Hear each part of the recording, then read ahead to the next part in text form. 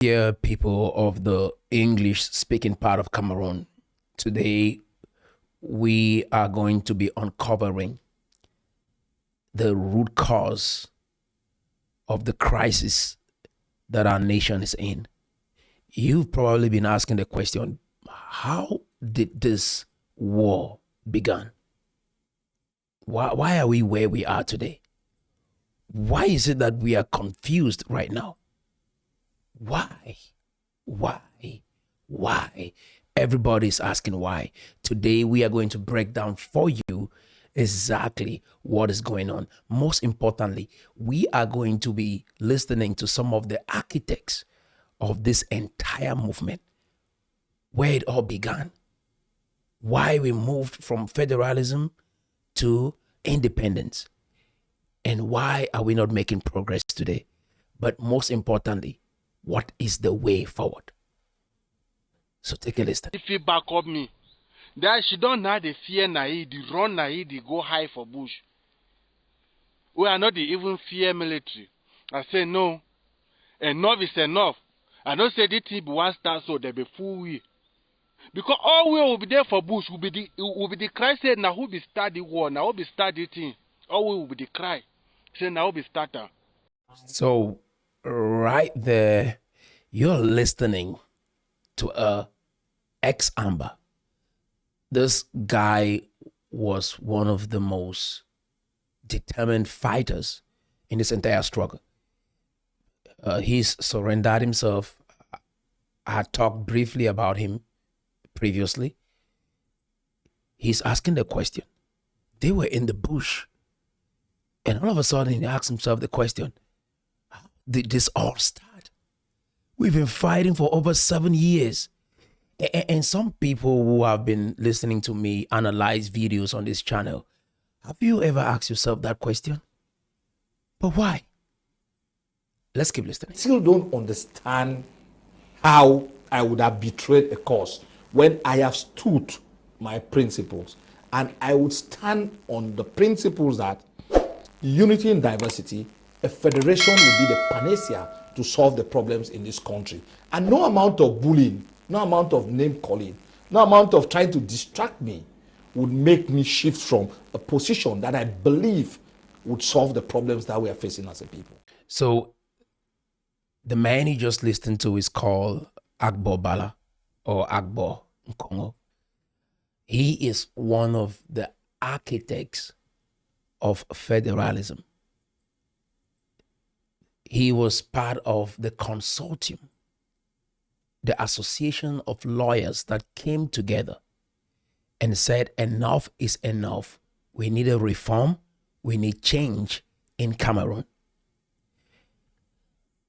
Before I say what I want to say about Agbo Bala and his position on our current situation,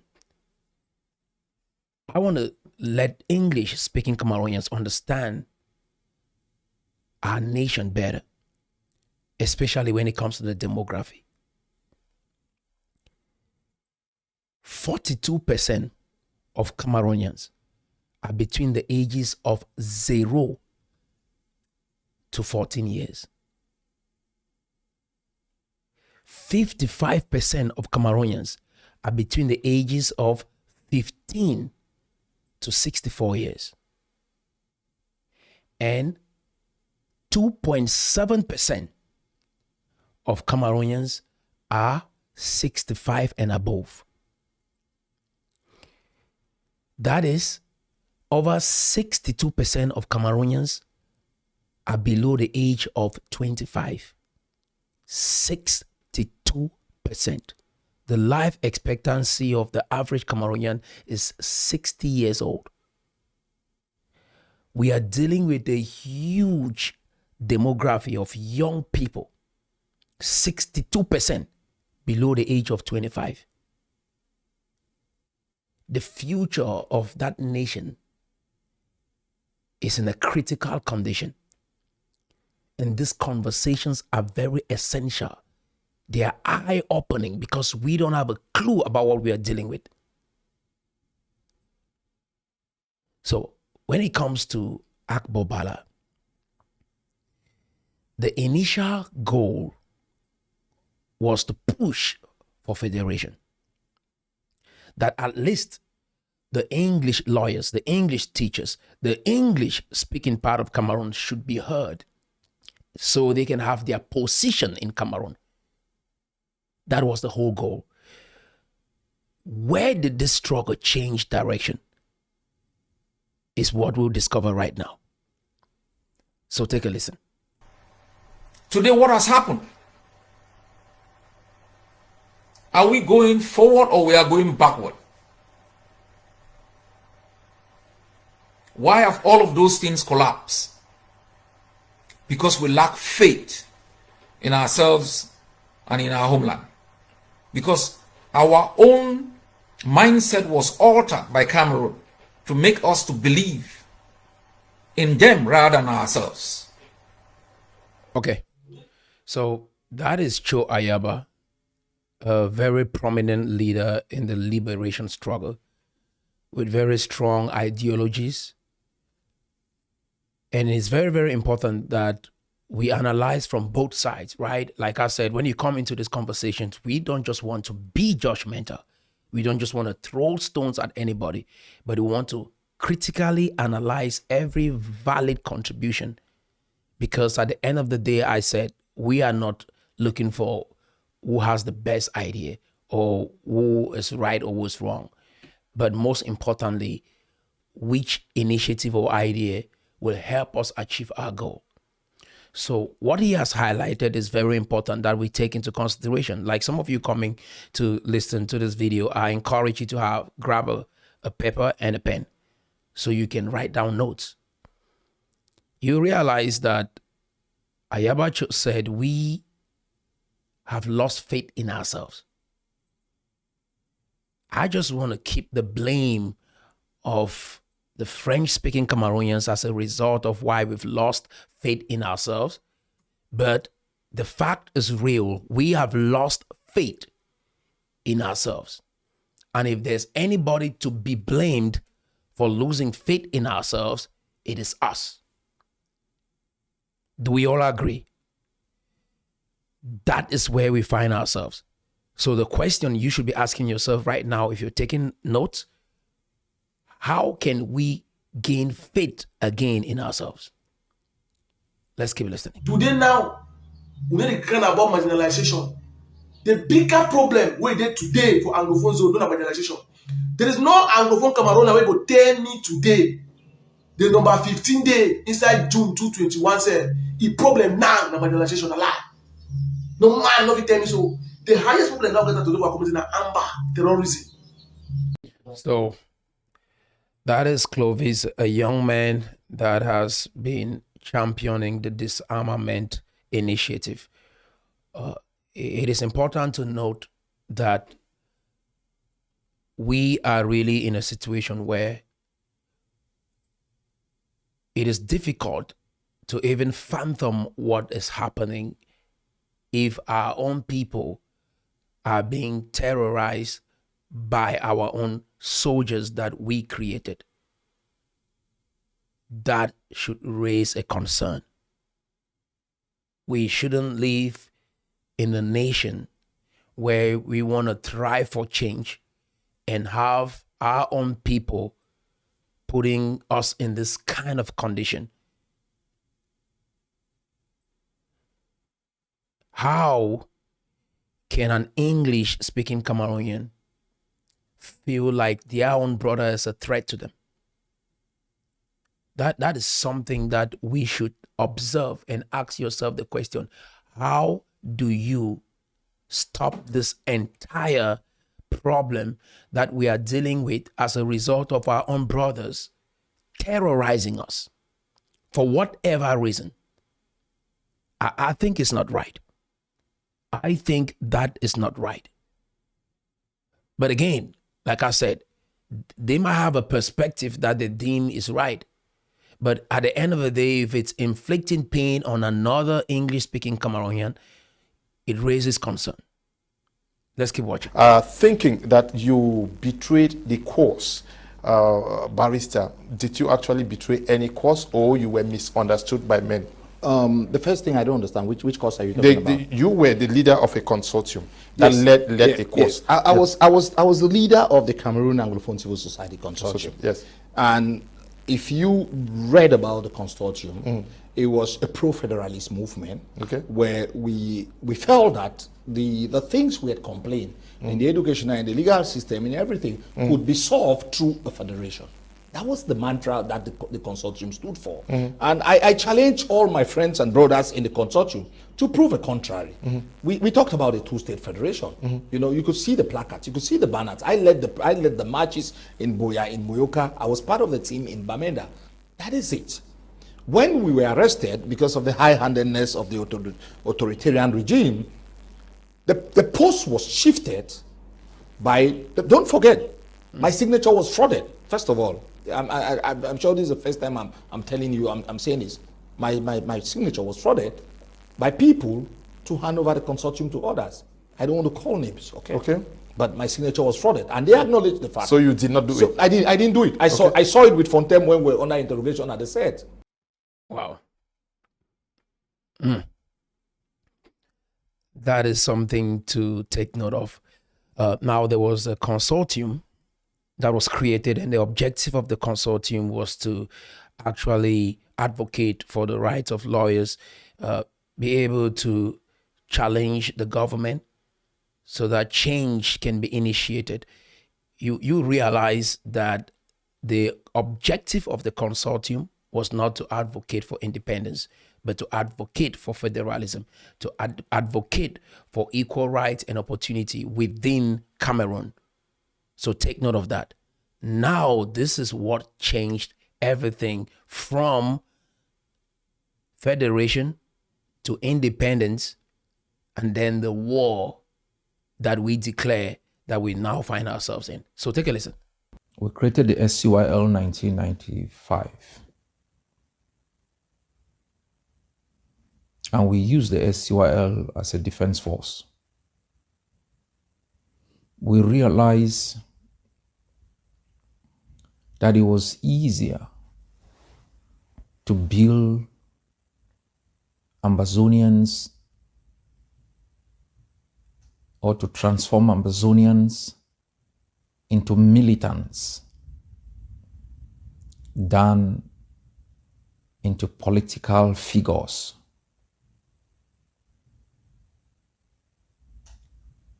We built units in Victoria, Motengene, Ekona, Boya. I was the lead in Victoria.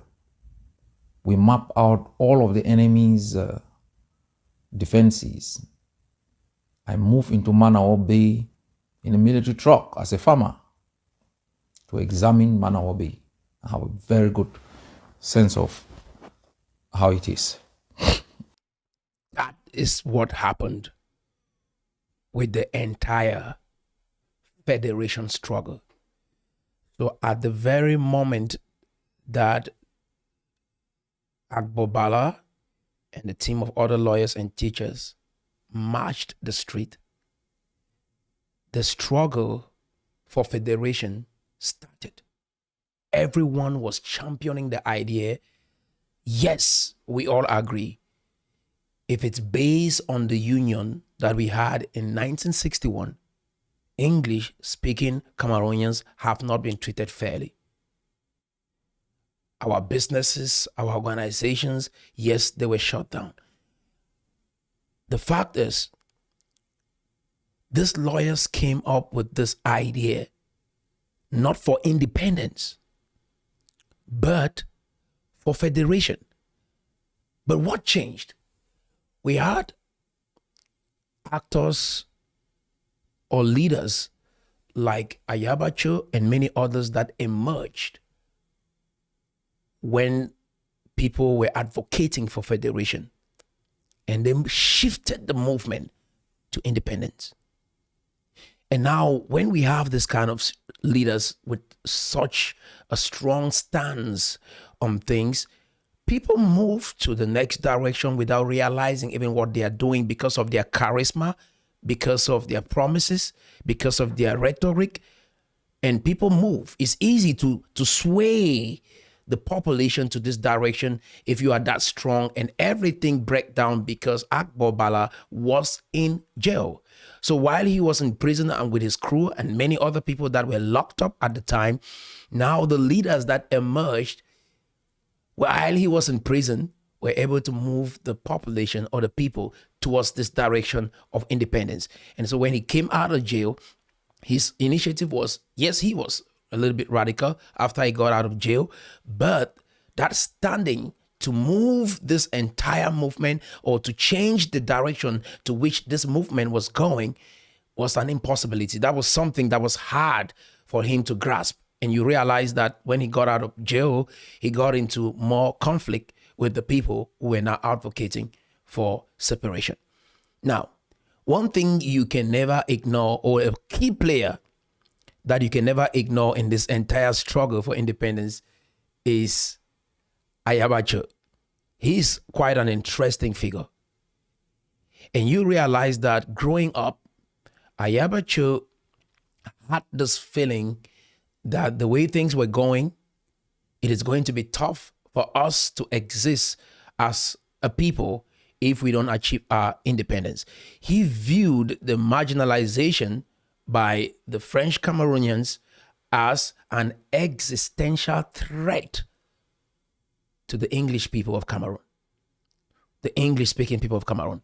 And so he started planning for this long time ago, as far back as 1996. Some of you fighting for this struggle, you guys were not yet born when he was laying the groundwork for the struggle. And I don't agree with some of the directions as to how he wants to achieve the outcome that he desires, but I have a certain degree of respect for his long-term planning to execute a mission like this, even though I know it will not succeed because of certain factors that I will unpack as we proceed. But that is it. And that's why maybe some people have been asking, why is it that it was easy for him to lead these armies or lead these guys that went into battle? Because he said way back as 1996, we went and planted some pillars. We went and studied the geography of English-speaking Cameroon, so it was easy for him to direct the soldiers, even if when they are caught up or something is a little bit of a challenge for them or they are facing some challenges, it is easy for him to direct them. You see what I'm saying? It's easy for him to direct them while in Europe because he understands the geography of English-speaking Cameroon or the geographical territory of the Ambazonians. So that is very, very important for you to note. Because we wanted federalism. The people that started this whole movement wanted federalism. But it moved because we had pillars like Joe Ayaba with strong vision that they had. There's something that I'll break down for you guys as we proceed into this video.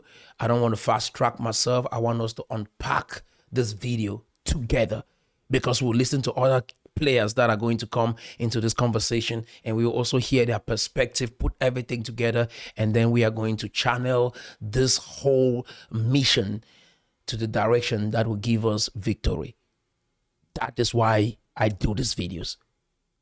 So let's keep listening. Close to 5 years, it's good to tell people what really went wrong. So whilst we were there, the post was shifted. You know, people took over the movement, different ideologies decided to go in for a separation. And that is their fundamental right. Because I've always said that there's a right to internal or an external self-determination.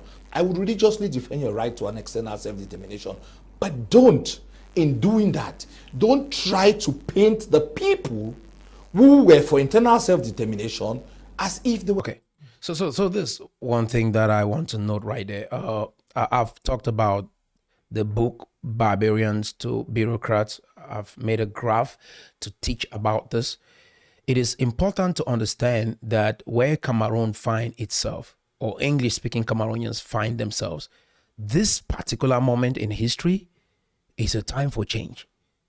what we have been experiencing for the past 7 years is not a coincidence. It is time for change. But the kind of change that we want is very, very important that we define that. Is it a territorial change? Or is it actually progress in our lives, in our education system, in our job market, everything that has to do with us thriving as human beings? Is that the change we want? Or is it territorial change? At this stage, we are at the building stage. And let's note that we are at the building stage. And our focus should be able to eradicate every obstacle that stands in the way of us building a better English-speaking Cameroon. And some of those things include bringing down the walls of tribalism. Tribes should be extinct in English-speaking Cameroon if we want progress. Like I've quoted this historically, going way back to France in the 1400s, America in the 1600s, 1700s, Britain. All of these nations rose because they were able to identify what was disuniting them. And you understand that one of the key factors that we've constantly seen throughout the struggle is the idea of tribalism that is bringing about disunity among our leaders. And there is no way for you guys to achieve success if that mindset prevails. And we undermine this aspect and we try to think maybe, oh, if we kick the large public out of our communities, then we will have success. And I just want to say this change has to start internally. You clean your house. We grew up hearing the word charity starts from home. Charity starts from home. We start by fixing our houses right, and then we can go out and fix the community right, and then we can go on to change the country and fix it and make it right. Starting from the country to your home is a failed strategy. So now, federation was achievable and is still achievable if we do things right. Federation is a baby step. Growing up as a child, you don't just get up and start running. The first thing is at least let the child creep. The next step is let the child stand. And then when the child stands, the next thing is, can you walk? The child gives a step, we clap, we appreciate. Another step, we clap and appreciate. All of a sudden, the child starts walking. After walking, now the child can run. When you want someone to achieve success, like we've studied this in theology, we've studied it in psychology, we've studied it in other sciences, you give people achievable goals if you want them to be strong and keep going. Imagine you tell that child, just wake up and run. Don't even creep. Don't even stand up. Don't even walk. Just run. It is not achievable. That child will give up. And that is why we see where what is happening with us right now, because we just want to wake up and run. We have to creep. We have to stand up. We have to give steps, walk, and then we run. You don't achieve any goal in life by just running. You will give up because why? The challenges are too much. So my father said something to me one time, and I just thought I'd throw this in this conversation before we keep going. He said, if someone owes you 10,000 and you go to collect that 10,000 and the person gives you 2,000, don't say, no, give me all the 10,000. He says, collect the 2,000. And then you can come back for the remaining 8. Don't say, oh, no, you have to pay me all the 10,000. And when you do that, you've lost the 2,000. And what if he doesn't end up even paying you the remaining, the 10,000 or the remaining 8? But at least you got the 2, and you can use the 2 to even fight him or take him to court and show him like, oh, yeah, I'll use the 2,000 to maybe pursue the remaining 8. Is what I'm saying making sense? Now, if you want to be free and somebody gives you a proposition to have a conversation on federalism, Guys, what I'm saying is there was no way for this war not to happen with the foundations that were laid by people like Che Ayaba and other players that you don't even know. Some of them were dead before this struggle even started, or some of them died even within the struggle. They had laid a foundation for this war. And again, it is impossible to wake up from marginalization to independence overnight. So let's keep watching. Mutangana was the same, the current defense chair of the ADF. Had Mutangana under his control, Dr. Akwanga, My 16, and Boya Bunduma, and all of those places. Had others in Kumba, strongest places, Bui, Alabukam, going to the Njutmankon area, Bomi, where late Tete lives. We built forces there, far back as late 1996. Us was betrayed by the people who shifted the post. They betrayed us, but we have never complained. I, for one, I was betrayed. I followed events from jail, you know, but the name calling, the stigmatization, we don't need it, okay? We have differences, but I think that as people of the Southern Cameroon, of West Cameroon, we need to rise above our differences. And this terminology of a traitor, of an enabler, it's only divisive. It plays in the hands of the oppressors. Strangely enough, chief apostles of the whole notion of separation or restoration, they are the ones using a language that strengthens and emboldens the oppressor. So I still don't understand what kind of liberation movement they are leading. When you are stigmatizing others, when you are trying to divide the people more, I believe that leadership should lead. Leadership owes a duty to bring the people together. I'll tell you, we had lots of differences. It was never, ever on social media. I would call Tasang would call me, I would call Fontaine, we would argue, but it never went into the public space. I challenge anybody to show me one example that we showed our disagreement in. We did not. But these so-called born-again leaders who came a few days ago, I mean, they've used social media to insult each other, to attack each other. Everyone is now just showing the strongman syndrome. You know, it's me or nobody. And then people are playing to populist social media for certain things that they know. When you have a private conversation with them, it flies in the face of logic of what they say in public. But because they want ratings, they want likes, and they're trying to incite violence against rational people who have been consistently consistent, it's embarrassing. Mr. Leo, I'll be honest. This is our journey. What Agbo Bala just said right there, it should actually stimulate you mentally to understand that he stands for federation. And where Southern Cameroon or English-speaking Cameroon find itself today, there is a call for leadership in Cameroon. We need leaders. And you guys cannot operate a revolution the way we are doing, right? We cannot have multiple leaders and everybody is right. We have this democracy in a revolution. And that has been some of the handicaps of us trying to make progress. I don't endorse the war that we are in, but I think we should be in war, but not the war that we are fighting right now. Not the war to separate from Cameroon or separate from the French-speaking Cameroon, but a war for us to solve our internal problems that have been existing for a very long time. And if historically you realize that our leaders were never united, even going into the Fumban conference. And that has been a major contribution to why we are this divided today. And solving that problem is very essential.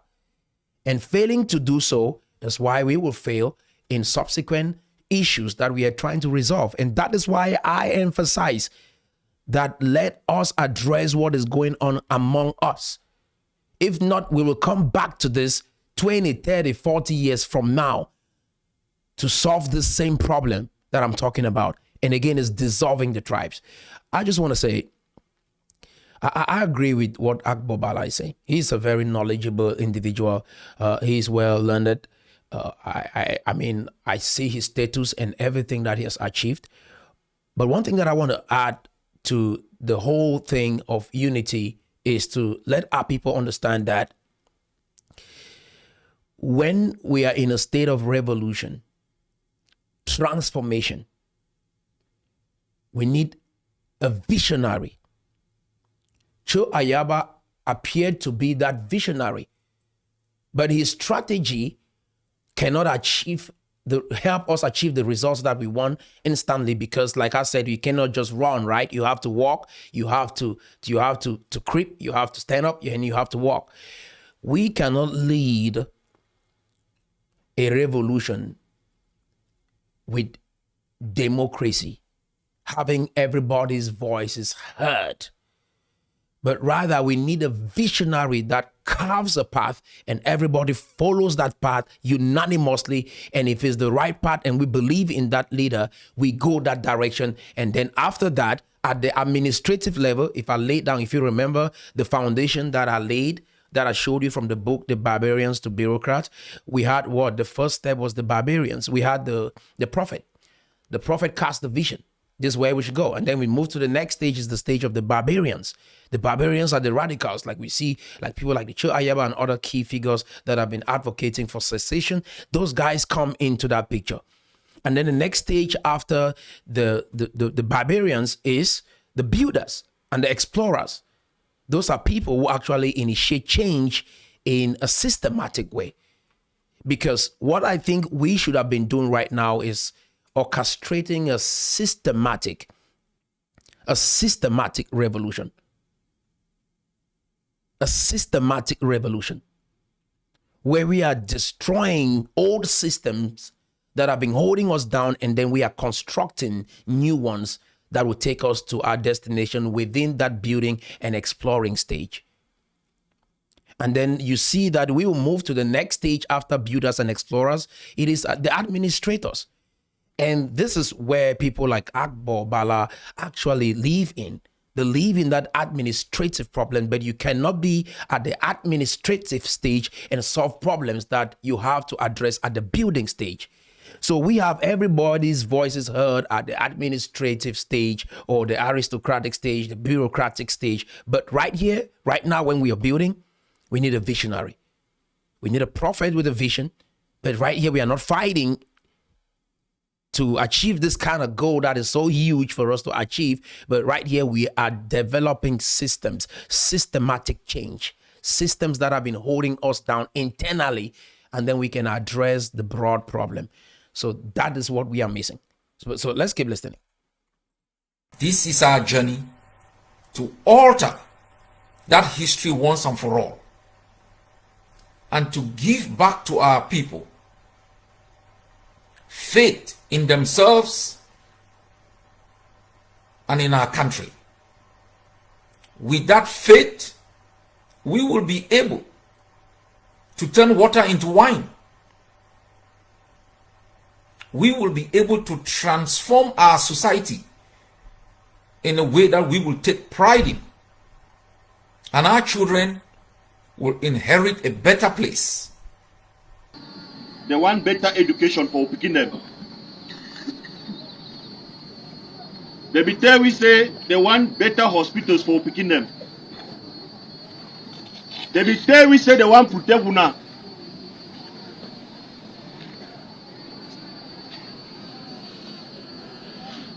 But today, wait till this year,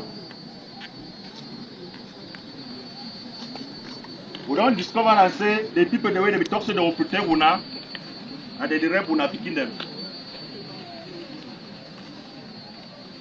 Now they don't deny some who picking they don't go school. Now they block we for 1 month, 2 months, will not come out of our houses them. Now that they come afterward, can't actually tax them. Some una pay tax them. Una take money for outside. After una dey house for 2 weeks, 1 month, 3 months, where una no come outside. Now they don't send all who fund them for exile. Okay, I just want to stop there and say, this is where the struggle is right now. And the ADF fighters and other fighters within the struggle, they are not getting adequate funding. And because they are not getting funding to keep the soldiers fighting, so they need money. And the soldiers too, they are not getting paid, which is another issue. And so with that, they start harassing their own citizens for money so that, number one, they can sustain a livelihood, and then they can have ammunitions to keep fighting. Like I said, these are all systematic issues that can be addressed if we understood that what we needed at this stage was to initiate systematic change. And you initiate systematic change by understanding the systems that are crippling us, our traditional systems that are crippling us. We want democracy to work, right? We want democracy. We look at the West, we admire the democracy. What we want to do is just pick what we see the West enjoying right now and have that happen in the English-speaking part of Cameroon. But there are stages to achieving this, and we cannot skip the systematic, the stage where we have to address the systematic issues that we are dealing with, and then we want to achieve the democracy that the West has and we desire and want. You see what I'm saying? If someone looks at you and you're in a university right now, and they're like, oh, wow, you're in the university, I want to be there with you. It's impossible, right? You have to tell them, no, to get here, you got to go through a primary school. You have to go through the secondary school. You have to make sure you get your advanced level, and then you can come to the university like me. So we cannot start maybe in primary school and you see somebody in the university and you feel like you should be there. It's weird, right? It's impossible. And those are certain issues that we have to address at this very primary level. Now, talking about the vision, which is something that Joe Ayaba outlined, it's a good thing for our people to be self-reliant. All the promises that they have made, they are valid. I share those ideologies. I agree with him. We should have better living conditions. We should have better schools. We should have better hospitals. We should have better jobs. We should have adequate ways of us living a life that we feel it is worth living. And without these things, yes, we have a problem. And I do share his sentiments. But the strategy to achieving this, it's a whole question on its own. How do you achieve what you want? Because at first, I thought maybe independence was the goal. I didn't know that he also believes that, okay, we should have these things that are good for our own development. If we agree that these things, that is why I make these conversations, right? Because in order for you to think, you have to risk offending people. There is no way for you to think without offending someone. Someone will not be happy, right? Others will be happy because this video is clarifying maybe a point that you've never heard, or maybe you're caught up in one channel that you listen only to that channel and you're not listening to another channel. So the goal here is that, okay, can I bring these people together and then we have a conversation? And then I'm thinking with you guys. We're thinking together. And in order for you to think, you have to risk offending people. People will be mad. But at the end of the day, the goal is that we carve a path that will free our people. 62% of Cameroonians are under the age of 24. That should raise a concern as to how we lead these people. We should leave a better Cameroon for them than the one we met. We should make sure that they have something better than what we met in that nation. If we do not, then our generation failed. This is our time. And you cannot afford to miss participating or contributing to make sure that this videos is not just for you to watch. You got to say something. You got to do something. You got to be engaged. Yeah, like I told you guys, I could care less and stay in the United States forever and have a family. I have a family, have a wife, have kids. I could care less. But we gotta be engaged. We are here for a reason. You watching me, you are here in this world right now for a reason. There's a reason why you were born in Cameroon. There's a reason why you were born in the English speaking part of Cameroon. I will never trade that for anything. I'm so proud to be somebody that is born from the English part of Cameroon. I love being an underdog. I love being someone that people despise, minimize, and then they see you coming. That is you guys. That is you, Northwesterners. That is you, Southwesterners. The rejected stone. That is you. So let's keep watching. Now, an abomination for Northwestern and where me I be. I grow up like small pikin. I be not say fun after God. Now fun. That is interesting, right? This is what I'm saying. Because people will think like, oh, the tribes have nothing to do. Did you just hear that? This is a deal. This is a council official. He said he grew up understanding that after God is the fun. And you know the funds have certain ideologies that actually rules the people. And some of those ideas are absolute. That is, they don't work anymore. But we hold them because we say it is tradition. And like I explained in the previous video, tradition is trading your experience with the law from one generation to the next. Even when we find new ways of how to do stuff, we still hold on to the tradition, right? For instance, we used to put our, may say, achu on the leaf. We boil achu on the leaf and we eat, right? We put it on the leaf. And my grandma did that. I grew up saying that. And all of a sudden now we have plates. But when I go around my grandma, she tells me that putting achu on the leaf, eating achu on the leaf tastes better than eating it on the plate. And I start like, oh, you've like substituted not having a plate for taste. You see how strong that is? And she says, we should keep eating on the leaf, even when we have plates. The reason why we ate on leaves back in the days is because there was no plates. Now that you do have plates, should you keep transferring that tradition of eating on leaves to your children and your children's children? Do you see what I'm saying?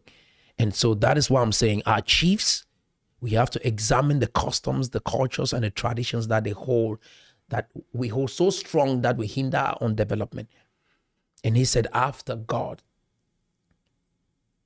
is the funds. What a terrible thing to hear. Let's keep watching. We fund them na pillar for development. Okay, if you look at it, he's saying that the funds are a pillar of development. I'll stay on this a little bit because I'm too emotional about it for some reason. A pillar of development. This is probably somebody that has gone to a university. From what I understand, very few funds in the Northwest were educated at the time we got our independence. Very few. See, today, very few are still educated. The pillar of development. The reason is because the fund gets their power through inheritance. That is, they don't go to school, study to become a fund. They are not voted to become a fund. It is a birthright. So with this now, you realize that this individual that is not voted, that is, there's no qualification to even assume that status of a fund and saying he's a leader or the foundation of development. That is a strong statement to make. And this is probably somebody that has studied, has more advanced ideas on how the world works today, and he will not be able to implement that if the fund passes a decree that overrides his knowledge. Do you follow what I'm saying? And he's probably presiding over that region and will not operate freely, even mentally, psychologically. He thinks that the fund is synonymous to God. We got to question all of this kind of thinking. We got to question it. I love the people who are the funds, but I despise that position and what it means to the psychology and the development of the people of the Northwest. I prefer the Northwest. I choose the Northwest over tribes. I choose the Northwest over funds. I choose the English-speaking Cameroon over tribes and over funds and over chiefs. And every son and daughter of that land should do the same. Let's keep watching. that we got in Bui, far back 1996. This cohesion threatened political figures. Rather than see the structures we were putting in place as reinforcing structures, they saw them as competing structures. And in their attempt at always being in charge by virtue of age, by virtue of being elites, they infiltrated some of these structures. They attacked some from inside. They used tribalism in areas like Bui. They recruited some to be their youth wings and others. And what happened? They all vanished. Bound for in jail. We went around. We did not only set up the youth league and stayed quiet. We saw within the SCNC militant individuals, late Dr. Yombang, late Ambassador Epierre. You have Pat Tete was a rep of the SCNC in the Bomi area. Roland Fru, you have other militant individuals within the ranks of the SCNC. We even went into the SDF. 1996, our first meeting with pan-Africanism, when he was Constitutional Affairs Chairman of the SDF, because we listened to him. His positions were militant, and we spoke to him to join us and abandon the SDF. Doki Mokete, the same, So we did everything to bring revolutionaries together, so we could face the enemy in the way that we believe will bring us meaningful victory. But the political class, they perceive elites, and those who think they were entitled always try to undermine those efforts. And that has been the trajectory in the last 7 years. Once we got thousands of men to be trained in Dadi, we didn't just take these men and saw them as, our fighters, or as people refer to you people as our boys.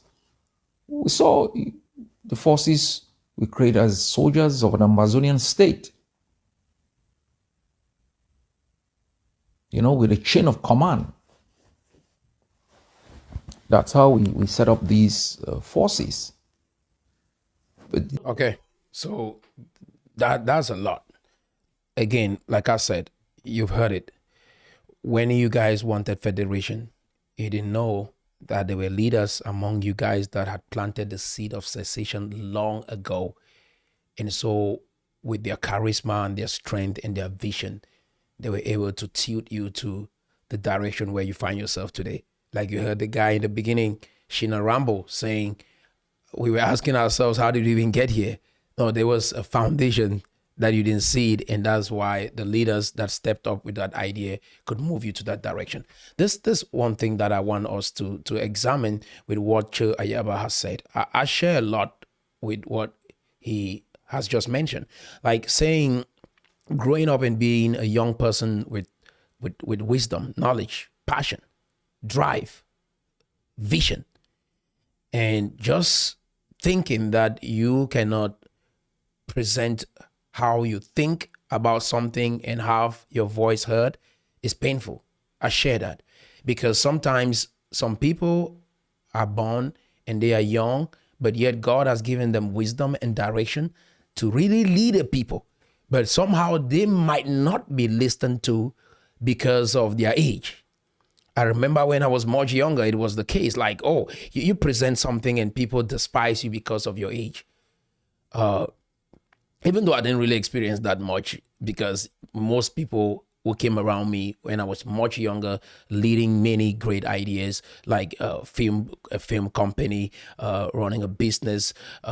I've been so blessed to have people that really hurt me, but I know the pain that can come out of your heart when you talk to people about the vision you have and they don't share your idea. But I want to say, if the idea that you had is giving birth to what we see today, then I question that, because today we should be looking at how we can achieve the vision that you, Cho Ayaba, have. Like I said, I agree with the stage where Cameroon is. We cannot be talking about democracy right now. We cannot have everybody's voices heard. We've seen what everybody's voice has done for your struggle. Because when everybody's saying everything, we need a leader, a leader. Because if you guys had to really win in this struggle, like I said, first, I want to just be clear, I don't support the fight. But looking at it, I want to help you guys understand where you guys failed, so that if you are championing another movement for your development, which is what I stand for, I want to say we need a visionary at the stage. Because what made you guys to fail with the Ambazonia movement is you allowed everybody to have a say. And we think we can practice democracy in a revolution. And that cannot work. Okay, you need a visionary. Secondly, all your soldiers had social media platforms, right? They can come and broadcast whoever they killed or who they want to go kill. When you look at the military of Cameroon, I want to ask you a question. Do you see them coming online and broadcasting what they are doing, and they have social media platforms to be talking about missions they are going on? Hell no. But that is what you guys had. And I'm showing you all of these things so that you know I'm not talking trash here. I'm analyzing. These are some things you don't know. And most of your soldiers died because they have social media platforms. That in alone. Yes, we know there were internal conflicts. When people want to show, the Cameroon military, they are not out to show. They have been paid to do their job. And they go out there, they execute. The government broadcasts what they want to broadcast. There is a spokesman. Issa Churuma Bakari is a spokesman in Cameroon. And if there's something very important to say, the spokesman shows up, or if the head of the military shows up and address the nation. You don't do that. Do you know why you can't have that? Because of tribes. You can't have that because everybody needs their voice to be heard in a revolution, in transformation. No, everybody's voices should be heard at the level of administration or bureaucracy or aristocracy, not at the level of a building. Imagine you want to build a house and everybody has an opinion on how that house will be built. Man, no, we just need builders here to understand the plan and build. We don't want everybody telling us maybe the restroom should be here or maybe the living room should be here. And all of a sudden we keep talking about what we need to do to build and nothing gets built. We need a visionary at this level. Right now, if you guys are advocating for federation or advocating for dialogue, advocating, you guys need a visionary to be able to articulate the perspective and the future of English-speaking Cameroonians. And I'm saying this to somebody like Agbo Bala in Grand Frère. I know he loves people and he wants everybody to be part of everything and their voice is heard. But the aspect of us trying to silence people or kill people that we don't agree with, I completely condemn that, because people gotta think. But in the process of you thinking, you gotta understand that your thinking should align with the vision. Like I've told you right here, I share a lot of ideas. Like I think, yes, Cho Ayaba, you're right that we need schools. Yes, I agree. We need to cultivate our own crops. We need to build our own people. Yes, we've lost faith in ourselves. That is true. We don't agree among each other. That's true. He's mentioned it. Tribes restricted some of the plants. That is true in Bui. Tribes.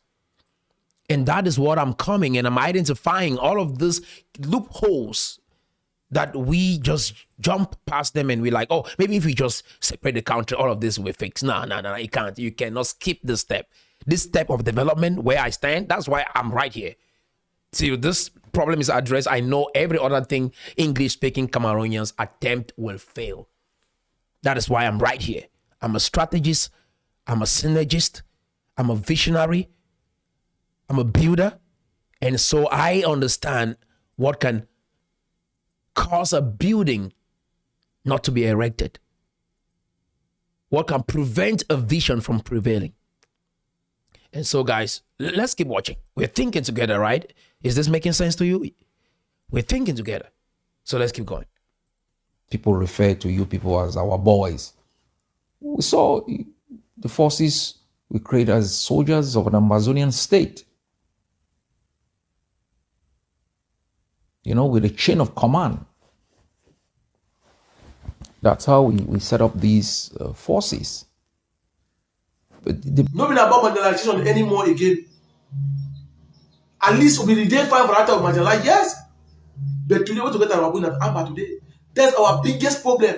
That's why people are head first with any Anglophone. We want peace. We want the reality, making the stable. okay, so yes, so Clovis is one of the architects of this armament.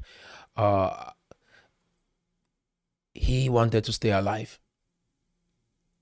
and he was being threatened by fellow gang members. They attempted to take his life. And I understand why he's doing what he's doing today. It's important for you to stay alive. And if you find allies and people that love you and will keep you alive, you join them. And I see what is going on with this young man. But one thing, I know the government is trying their best to handle the problem, but subsequently, as you hear, they believe that it's your job, English-speaking Cameroonians, to solve the problem that is going on within your land. Now, when it comes to disarming or disarming the fighters, this thing, the Japanese have a phrase in one of their martial arts practices. They say, don't try to stop a force that is coming towards you. Like if somebody is trying to punch you, don't try to stop them. Because if you stop them, you will be hurt, because no matter how strong you are receiving that punch. But what you do is you direct that force. And that is why they teach in their martial arts practice to always direct the force. If somebody is punching you, you shield their hand on one side so they keep going wherever they're going and go fall and whatever happens to them. So why am I using that analogy? Is to let us understand that what the Amba boys have become over 7 years is a force. And that is why it's either you direct that force or you destroy the force. But destroying the force means we're destroying our own people, right? Because now they're fighting each other.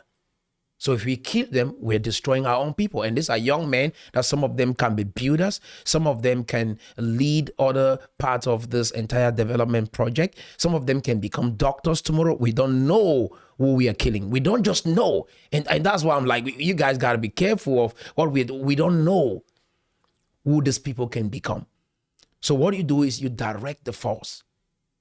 And my proposition for this is, these guys should become our own local police, like the anti-gangs we had. And we direct this energy towards solving some of the tribal issues that will restrict us from developing within the Northwest and the Southwest. And they can use that force, agree with the military, don't fight the military. They are not your real enemy. Our real enemy is us. Our real enemies is us, the division among us.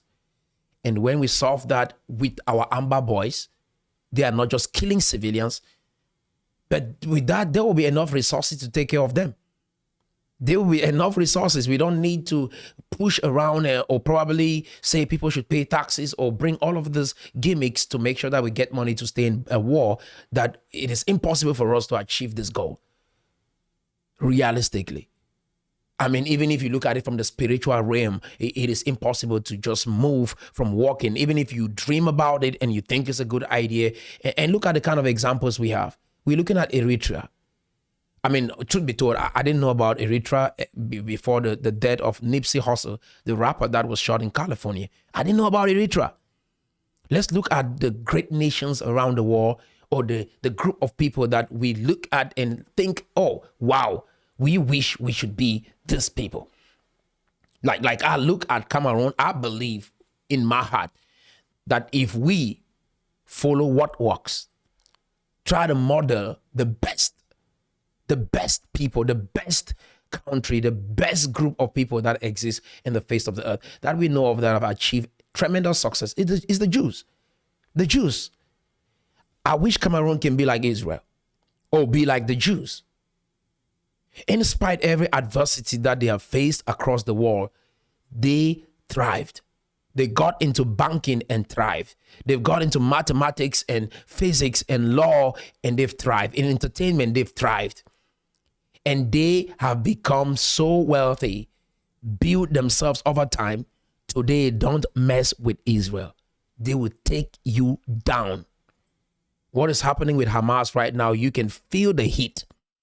These were people that were killed by Hitler.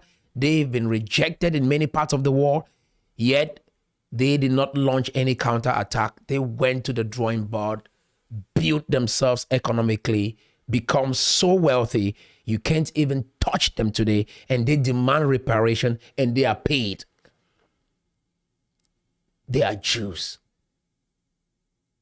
That is my vision for Northwest and Southwest and for Cameroon as a nation.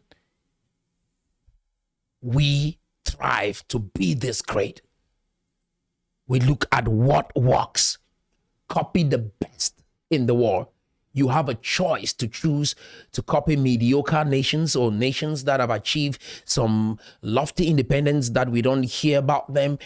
I want us to look at the best in the world, and it's possible. Why? Because if you follow and copy what works, it will work for you. What are they doing? How are they achieving results? How can we unite and fight when our own soldiers sell us because they have differences between themselves? How can we build a nation with that kind of division? We don't understand what loyalty is. We don't understand what it means to even treat your fellow brother, because the loyalty will always come from you based on how, or comes to you based on how you treat the people that are under your control. And then now, if you don't treat them well, guess what? They will betray you. It is a known fact. The president, or the current president of Burkina Faso, if you hear his story, what happened? The president that was overthrown was not treating the soldiers right, was not paying people on time, was not treating the people right. And what happened? This other soldier rose up, took power, and now he's the president. And that is what happens. You know why the president, the military in Cameroon is very loyal to our president? He pays them well and takes care of them. And so that is the same philosophy. If you are raising a group of army, a group of people, you don't teach them a code of conduct and how to be respectful, how to treat each other right, and treat them right so that they don't betray your cause. That is how we succeed. Don't look at somebody and you despise them. Oh, not petit frere, not this. Oh, no, you cut all of that off and respect them as a human being. Because as we move forward, we have to learn how to address and call people even by their name. Stop using synonyms or using adjectives or words that degrade someone and we think is right. In America here, except it's my dad, I call her dad, I call him dad, or I call her mom. You address people by their names. Because they can be a 20-year-old that is smarter than a 65-year-old. Our president, Paul Biya, is not the oldest person in Cameroon, but you respect him because of his position. And that is the kind of system we should be building in the Northwest and the Southwest. Respect people based on their ideas, based on their contribution, based on their merit. So let's go. Making the table, he must talk about disarmament, disarm the boys and Vuda. You talk of them, not talk how to disarm the boy there. I want to ask Vicky Kekwamosh. Maybe I ask you something today. More to be minister for the country today.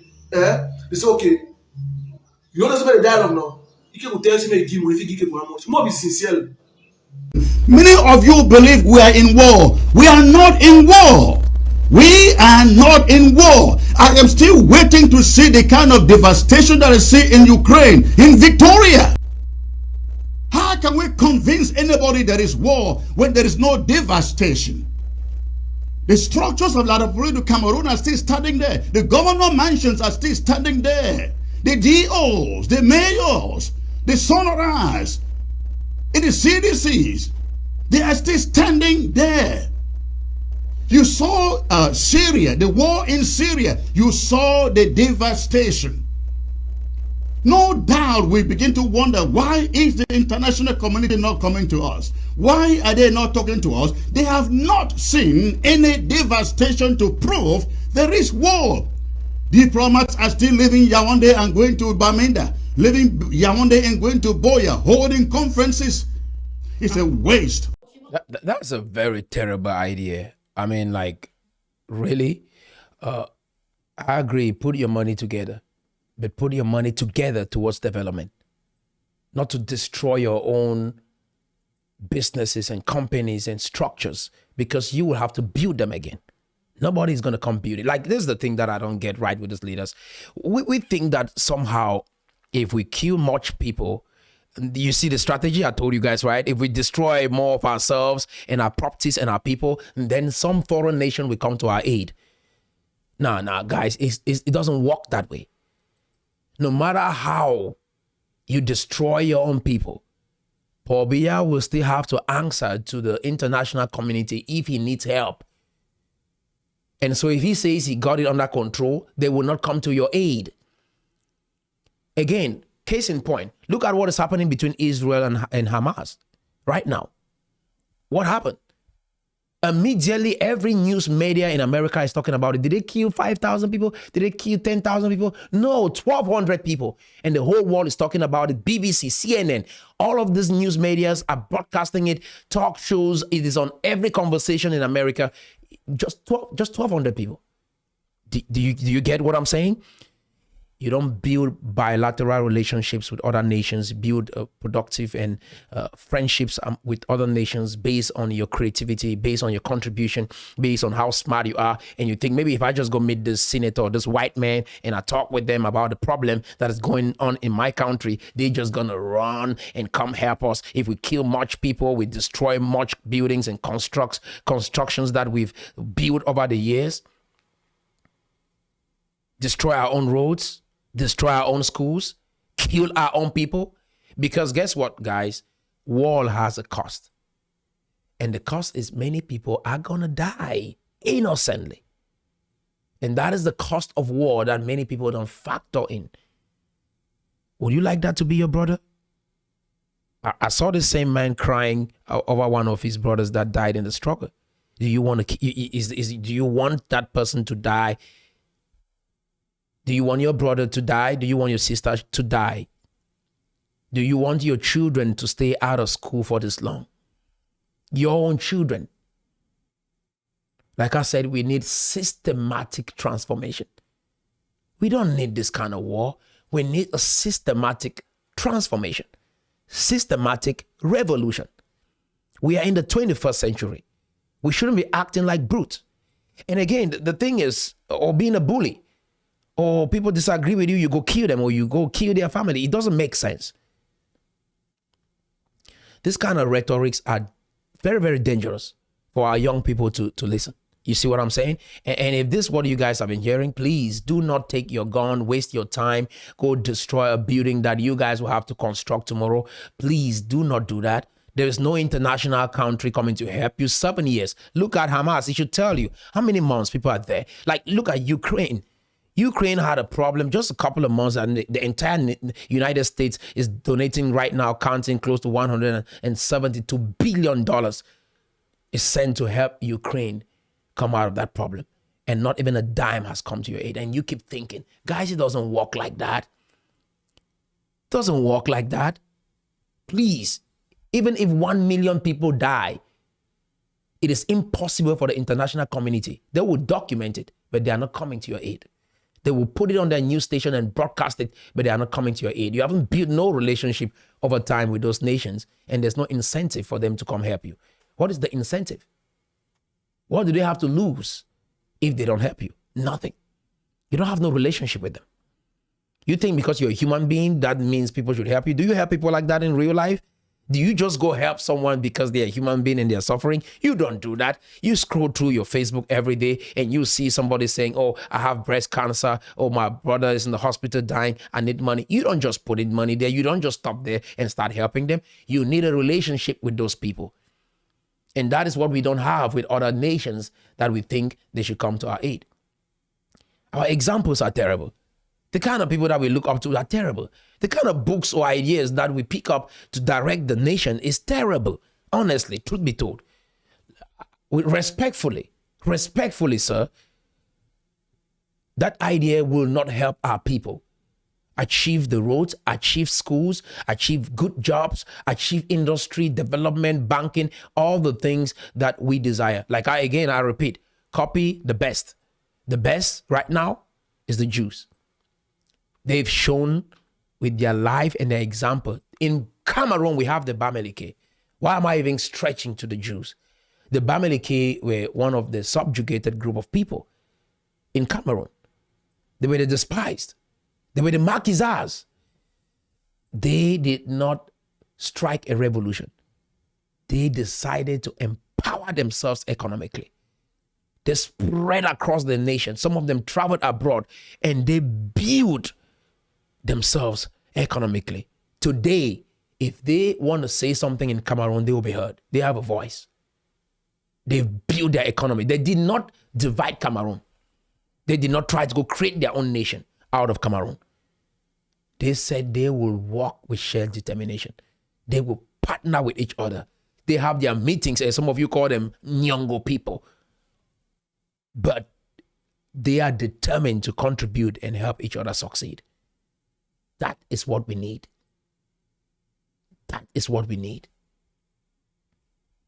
Unity, development, systematic change, systematic revolution. Of time, let us put our money together and devastate those towns and cities, and let the world media descend upon Ambazonia and tell our story as they do in Syria, as they do in Ukraine, as they did in Iraq, in Afghanistan. Now, Papa Pop Bia, they call we for the place. Not be you and countryman. You should not go back. You got to countryman. How you end people? A liberation for our people, you know, it was to fight against marginalization. But today, it's persecuting our people. You know, as Fanon would say, pedagogy of the oppressed. We have now become the oppressed. We are now become the ones who are oppressing our people. We have now becoming the ones who our people are scared of. You know, this is not what is supposed to happen. And until we go back to the drawing board, until we acknowledge the fact that the West Cameroon or Southern Cameroons is made up of about 6 million persons, and they will not think like one. They would disagree, that you have different shades of opinion, but leadership has to rally and bring these people together. Leadership cannot be my way or the highway, because what we're having in the struggle now is my way or the highway. If you are not on my way, I would hit you like a tsunami. I would hit you like a tornado. If you disagree with me, you're a black leg, you've been bought over, I would send people to burn your house. How can, I don't understand how today our people are calling for the killing of our brothers and sisters. Our people are calling for the burning down the houses of others. You know, how do you justify the chopping of hands and limbs of your fellow brothers? The short sleeve and long sleeve thing that the Belgians did in the Congo, and that the RUF, Revolutionary United Front. So I agree with Agbo Bala. We are bigger than this. I keep repeating that because I know we can do more. We need leadership, like he outlined. And again, the kind of leaders that we need is not really your way being the highway. That is either people do it your way or the other way. You have to persuade people to see with you your perspective on things, which is what like I'm doing with you guys here. So we think together, right? Like, this is what I've seen. This is based on facts. Because where did you derive the idea to build a nation in that manner? Because very soon, if you're not careful, you have good intentions, but you'll be interpreted through the lens of a dictator, which is what most people don't want, or somebody that becomes a tyrant. But maybe your intentions were good, right? But yet the way you've gone about doing things have the traits of a dictator. And if you look at most of the nations in Africa that were stomped in by the West, and you see that the president either died or went to exile, all of those nations, you see one common theme. The leaders were overzealous and started acting in a manner that the people didn't like. You see what I'm saying? But maybe some of them, their intentions were good. Idi Amin included, Gaddafi included. And all of this, you look at, man, you got to understand, right? Like right now we want to fight the French-speaking Cameroon. But the reality is, do you think we can beat them? And when you start talking to someone or trying to fight someone, man, we have leaders. We have people that will always be our big brothers and our big sisters. No matter how zealous you are, you gotta stay your lane. And it's impossible to think that this English-speaking Cameroonians can fight the French-speaking Cameroon and win in battle. It is impossible. I mean, that is where we make those mistakes, when we have good intentions and with the zeal and we don't control ourselves, or we don't get healed from our own inner pain that we're dealing with in our own lives, and we want to lead a nation. And guess what? You will fail, but you had good intentions. And again, persuade people to a direction to see your perspective, and they will fight for that change once they believe that is the right path. They themselves, like most of the mothers that cooked food and were feeding the Amber in the very beginning of the struggle, you didn't have to force them to do that. They did it out of their own sheer will because they were passionate about the change that was promised to them, right? We didn't force them. You get what I'm saying? Most of the boys that picked up arms to fight, you did not force them. They did it out of their own will.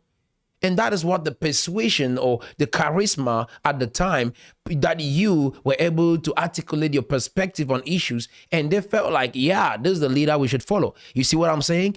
If we switch at some point and start dictating or start saying this is the way you got to do it, we might fail. We might struggle. We might lose the trust of the people.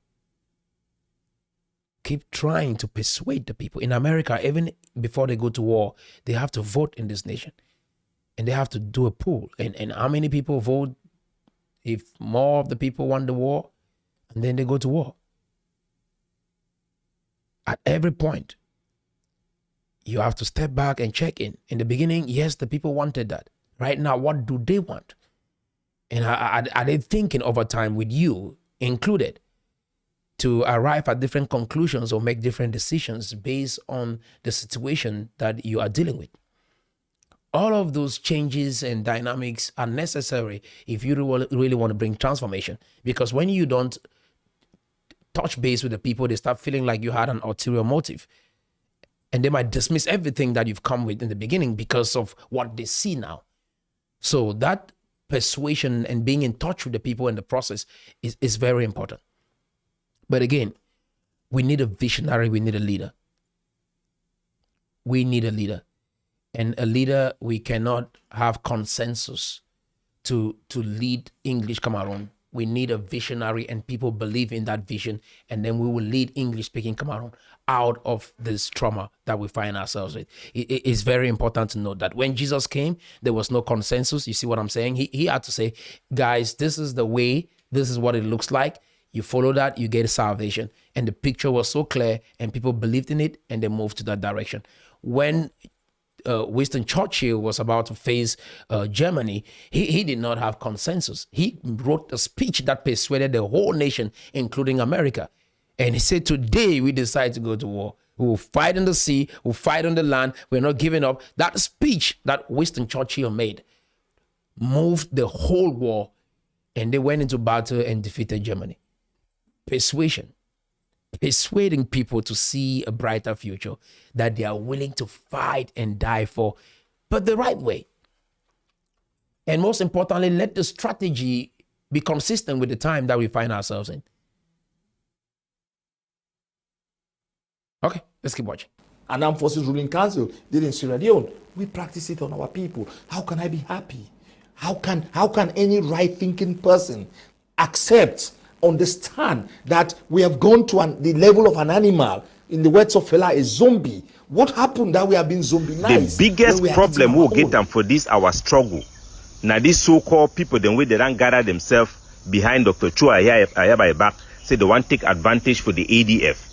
I recall and say they want to take advantage for the ADF because these people, they don't get no control, no care about the ADF. Today, 90% of operation for ADF now go take money for go whole person way pay tax.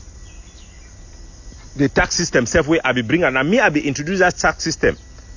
Who I don't try, I don't see now wait how we do for stop this kidnapping for ransom. They can't hold person. I take and say no, I introduce it thing. Now I use model for cover them. I don't cover on a suit go tired. I don't cover on a get no shame. No shame at all. When I don't try to destroy everybody from Ambazonia. Today I be evidence say the people that want to work at fight them. Nobody say they don't do anything. Nobody say they don't do anything. When I don't go mess up for Canada. When I the fear say I go can't tell people them. Wait where it don't happen. So now one try to blackmail me for cover my mop. Una don't come into now Waterloo. Because the blood for people then we. Okay. So that is Capo Daniel, another activist. So one of the things I want to say is regarding what he just said. So because the goal is that we keep breaking down and analyzing these conversations. One of the things I want to say is if you listen to what he said, he came up with a tax initiative. They went to Canada for a conversation and he deemed it was a failure. Again, guys, stop going to these meetings. It doesn't work. Stop thinking that the West will come save us. It doesn't work. Stop even thinking that President Paul Biya will save us. It will not work. We are the ones to save ourselves. We gotta cut all of these disagreements that we are having among ourselves and be real with the situations that we are dealing with and be able to provide for ourselves the solutions that will help solve those problems. We cannot keep running to people for help. We are adults. And we are running to these people, their grandchildren, or to say your great-great-grandfathers had something going on in our land.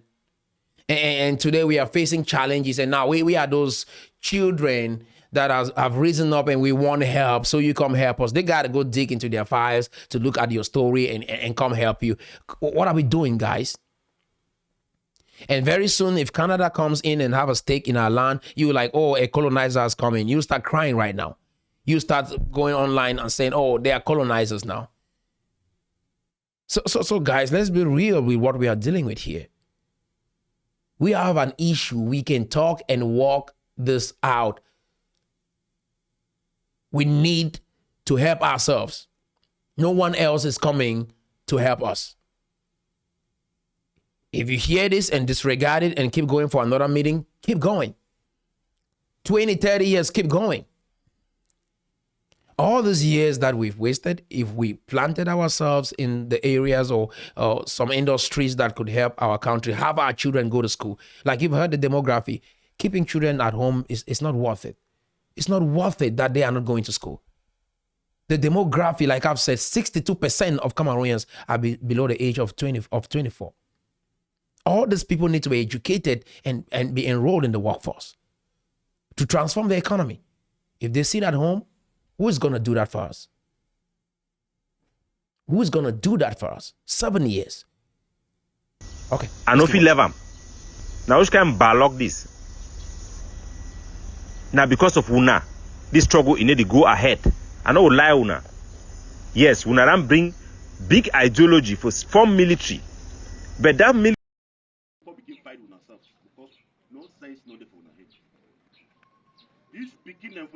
in the beginning of the crisis, there was a strong agitation for secession. Then from there, it dwindled down to federalism. Then from there, it went down to confederation. Then finally, it came down to decentralization. Now, the people are not even looking for any system of government anymore. They don't want secession, they don't want federation, they don't want confederation, they don't want decentralization. What they are looking for right now is not a system of government or a form of the state. They are looking for peace. So if you ask them to drink urine now, I'm a figure and a voice in this nation. If I were the one that came on air and said, hey, people of Beko, from today henceforth, you're going to stay for 7 days fasting, they will take you without any pinch of salt. They will take it exactly because they have come to in what we call in the driving school a dead end. A dead end is where you drive in the driving school, you come, there is no road going forward, there's no road coming backward. So that's a dead end. So the Anglophones have come to a dead end, and this dead end is a place where anything they offer you at that level, you consume it. It's when somebody has been sick for too long, they say urine is the last recipe or the last solution to your problem. You will drink urine. So if you tell Anglophones right now, any part of the nation of Cameroon in the Anglophone region, whether Northwest or Southwest, so I come on this platform and I say, hey, Anglophones in Babanki, for you to get out of the crisis right now, you are going to declare 3 days fasting, and we're going to see this will turn up in the village. It will turn out. That is because the people have come to a position whereby anything you offer as a solution to them, they will. Okay, the pastor said it right. Truth be told, when you are in that state, like the people that you wanted to bring about change for you become the people that are terrorizing you, because this is a reality. It hurts the most when you are hurt by someone that knows you or you know them more. When a stranger, somebody that doesn't know you, hurt you, sometimes it doesn't really hurt like someone that is close to you that really hurts you. And that is what our people are experiencing right now. But one thing I have to say about this is be very, very careful when you're in a desperate state in life and what you accept. I just said something important. Take note of that. Be very careful of the choices that you make when you are in a desperate state in life, because you might accept something that will turn out to hurt you more in the future. And not only will it hurt you more in the future, it will put you in a more difficult state than the one you were in before you started. Is that making sense? So in other words, what am I saying? This is the time for us not to just say, oh, maybe our boys keeping down their weapons, going to DDR camps, or us killing our own boys, or getting people from the DDR camp to kill our own boys, becoming the solution. And this is why I'm also calling on the leaders that are leading the forces to let them know this should not be the strategy that we should be advocating for: killing our own people, raping them, kidnapping them and asking for ransom. This is condemned. This is terrible. This is awful. If anybody is advocating for that kind of strategy as a way to raise money for the war, that is awful, guys. You guys are bigger than this. And I'm saying that should come to a complete stop. We should not be kidnapping and killing our own people, raping our own people. That is cannibalism. That is cannibalism. If you hurt anybody from the Northwest and the Southwest and you are an Anglophone, I don't care what you name it, you are a cannibal. You are a cannibal. We need more love among ourselves. A brother should not be running for his life to go get into the DDR camp because you want to kill him in the bush. No matter the disagreement, this is not a money-making scheme, guys. You guys were fighting a revolution. You want change for your nation. You want to make a difference. That is what you wanted. You choose that part, unfortunately, but it is not a right for you to kill your own brother because you don't agree with them. Accept it. If you ask any sincere Anglophone right now, what system of government or what form of state are you agitating for, they will tell that brother, leave that form of state. What we need now is peace. I want to go back to my village. I want to say them be worse than La Republique. Look for Ayabache, which way they do them. They kill in the way they authorize them for ground zero. The violation of our people, then they total disregard to other Ambazonians them. A man will then take public oath, say he go use ADF for fight Siseko, for make sure Siseko is swears Siseko no go ever be for power. Regardless of what house Siseko will be for power. It means if Ambazonian then choose Siseko, he go kill him. Imagine which it was just to raise just to talk about that issue of leadership. Like, guys, one of the mistakes also, I want to help us understand this. One of the mistakes that the English-speaking Cameroonians did, first of all, was to move from federalism, the idea of a federation, to independence. Now, because that is one of the things that defeated your struggle. Imagine that we had a group of soldiers for the federation movement. And like I said, I believe that this was the right time for us. But it was to be able for us to dismantle the tribal conflicts that exist and the division that exists among us. The mistake that we made was electing leaders, calling people presidents, vice presidents, All these leaders that we were appointing in a revolution was uncalled for. Listen and listen well. We needed people that were visionaries to bring change and not presidents. That was a big mistake. And if you guys are smart right now, you better cut that off. Like just cut it off. All these ideas of leaders and presidents, all of a sudden, guess what happens? They are thirsty for power. And they start making decisions based on the power that you've allocated to them. And you don't even have a nation. Ambazonia is still an idea. Go look it up on Google. On Wikipedia, it's an idea. The idea of presidents is uncalled for, guys. Are you following? That is a big mistake. All those cabinets, we need revolutionaries. We need leaders. We need visionaries. We need strategy. We need systematic change. That is what we need. Leaders will emerge in the process. Leaders will be based on your capability to handle certain tasks and certain responsibilities.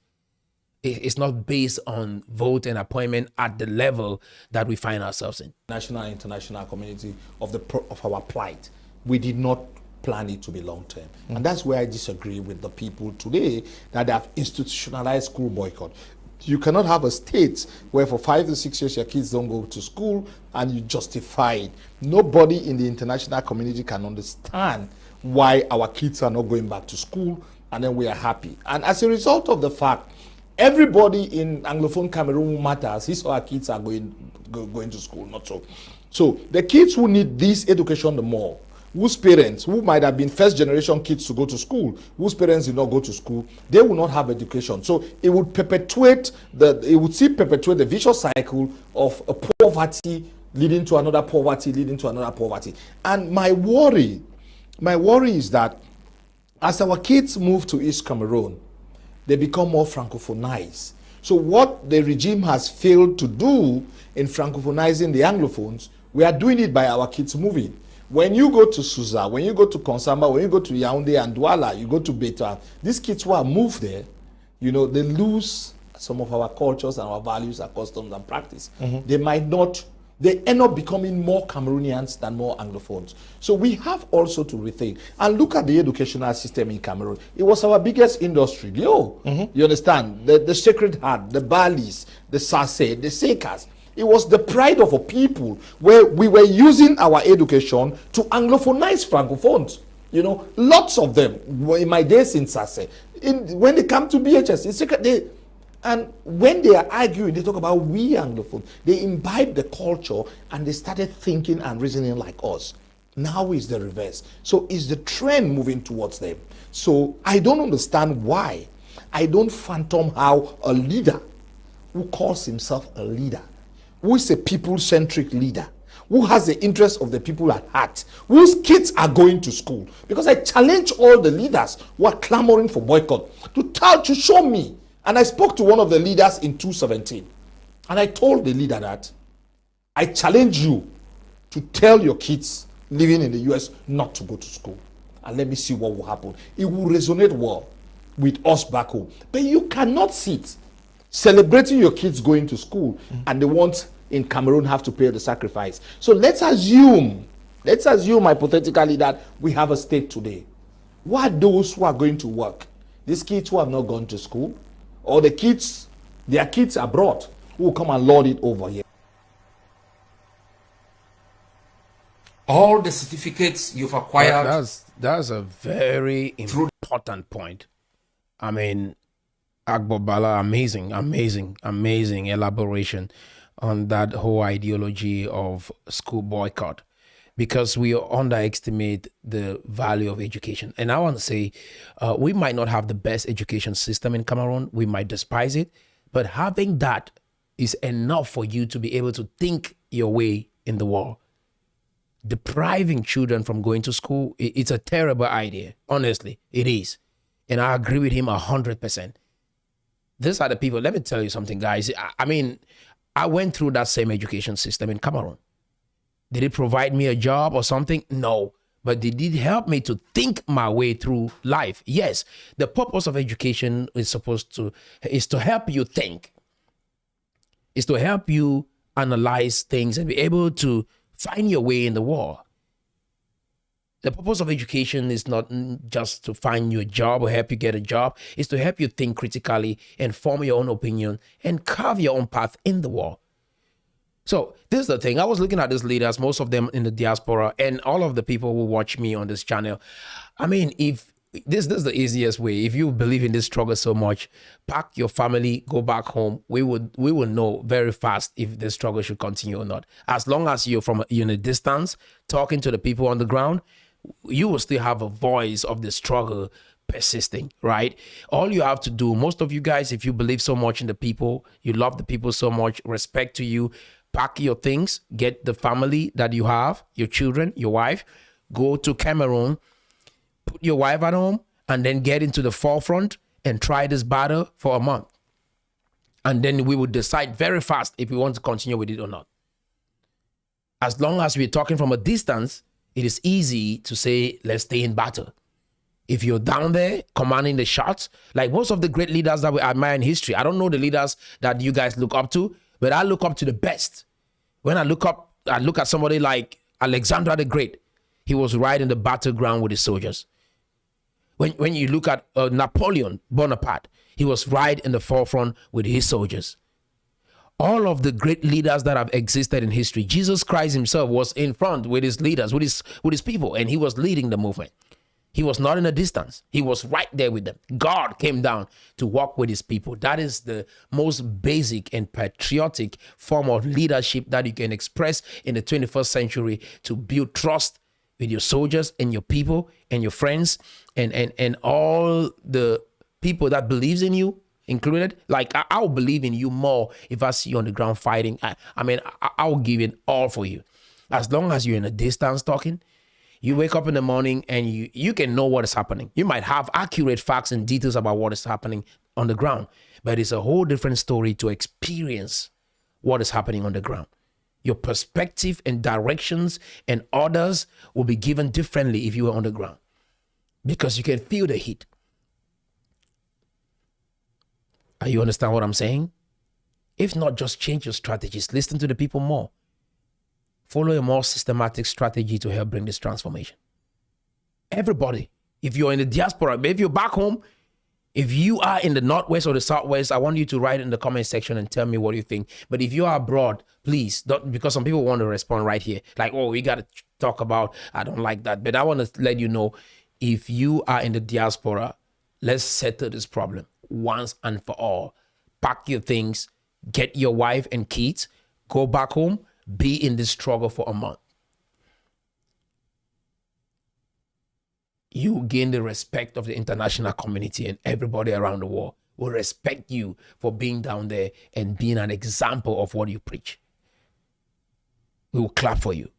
Even if you die, we will respect you. Do that. All of these leaders in the diaspora that have channels talking, go do that.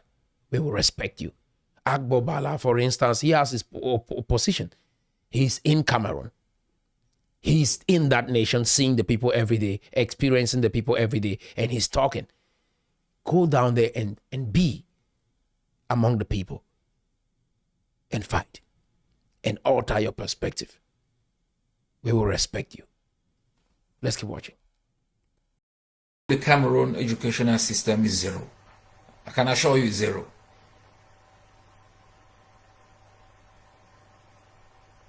And while we are building our own foundation, we need the support of our population. You must have faith in what we are doing. And don't only think about yourself in the moment. Think about 20 years from now. What will be the effect if we continue on the same path with the system that we've been in for the last 60 years without any results? The results you see are potholes everywhere, dilapidated buildings. In Ngokitungia,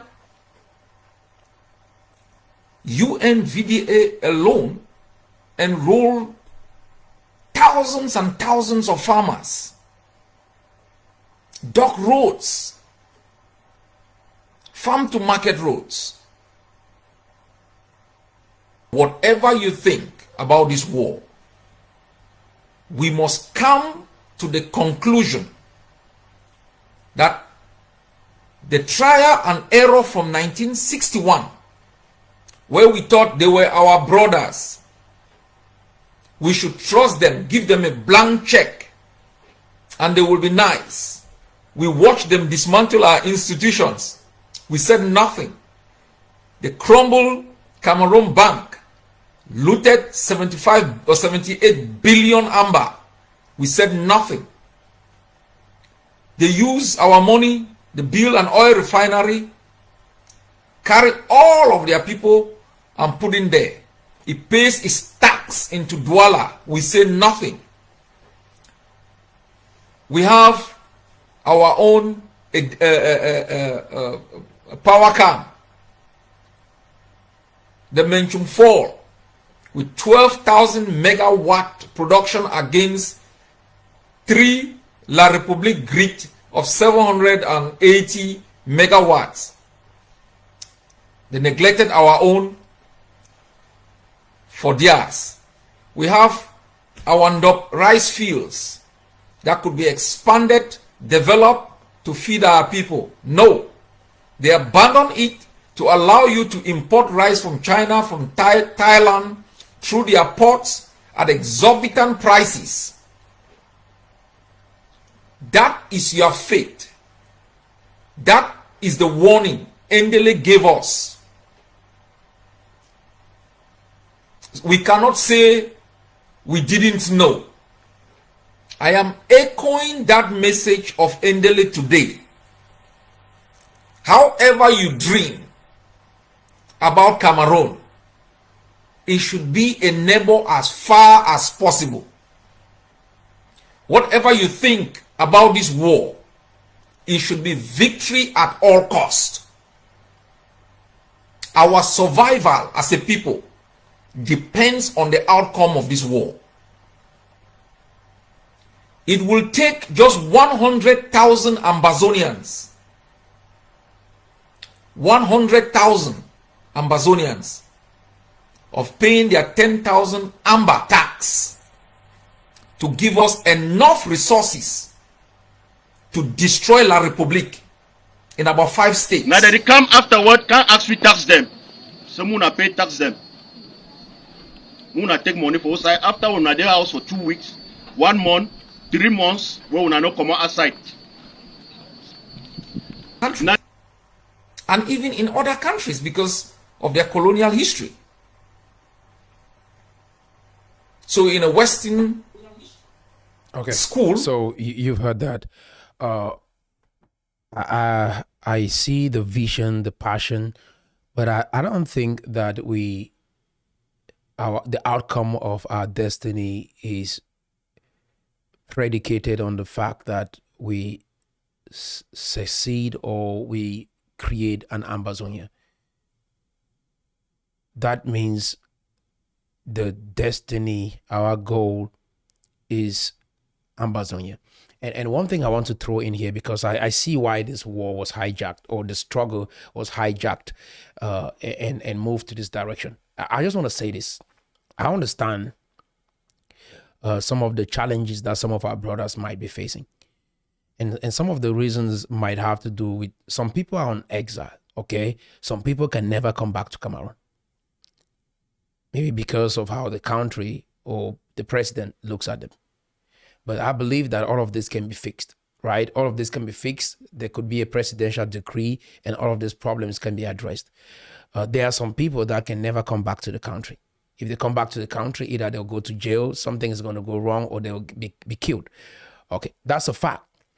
So with that, even if this struggle gets to a point where achieving federation will be the first step to us succeeding, or at least creeping or standing like the baby I illustrated, some of those people will not accept that. And the reason is simply because it is not in their best interest.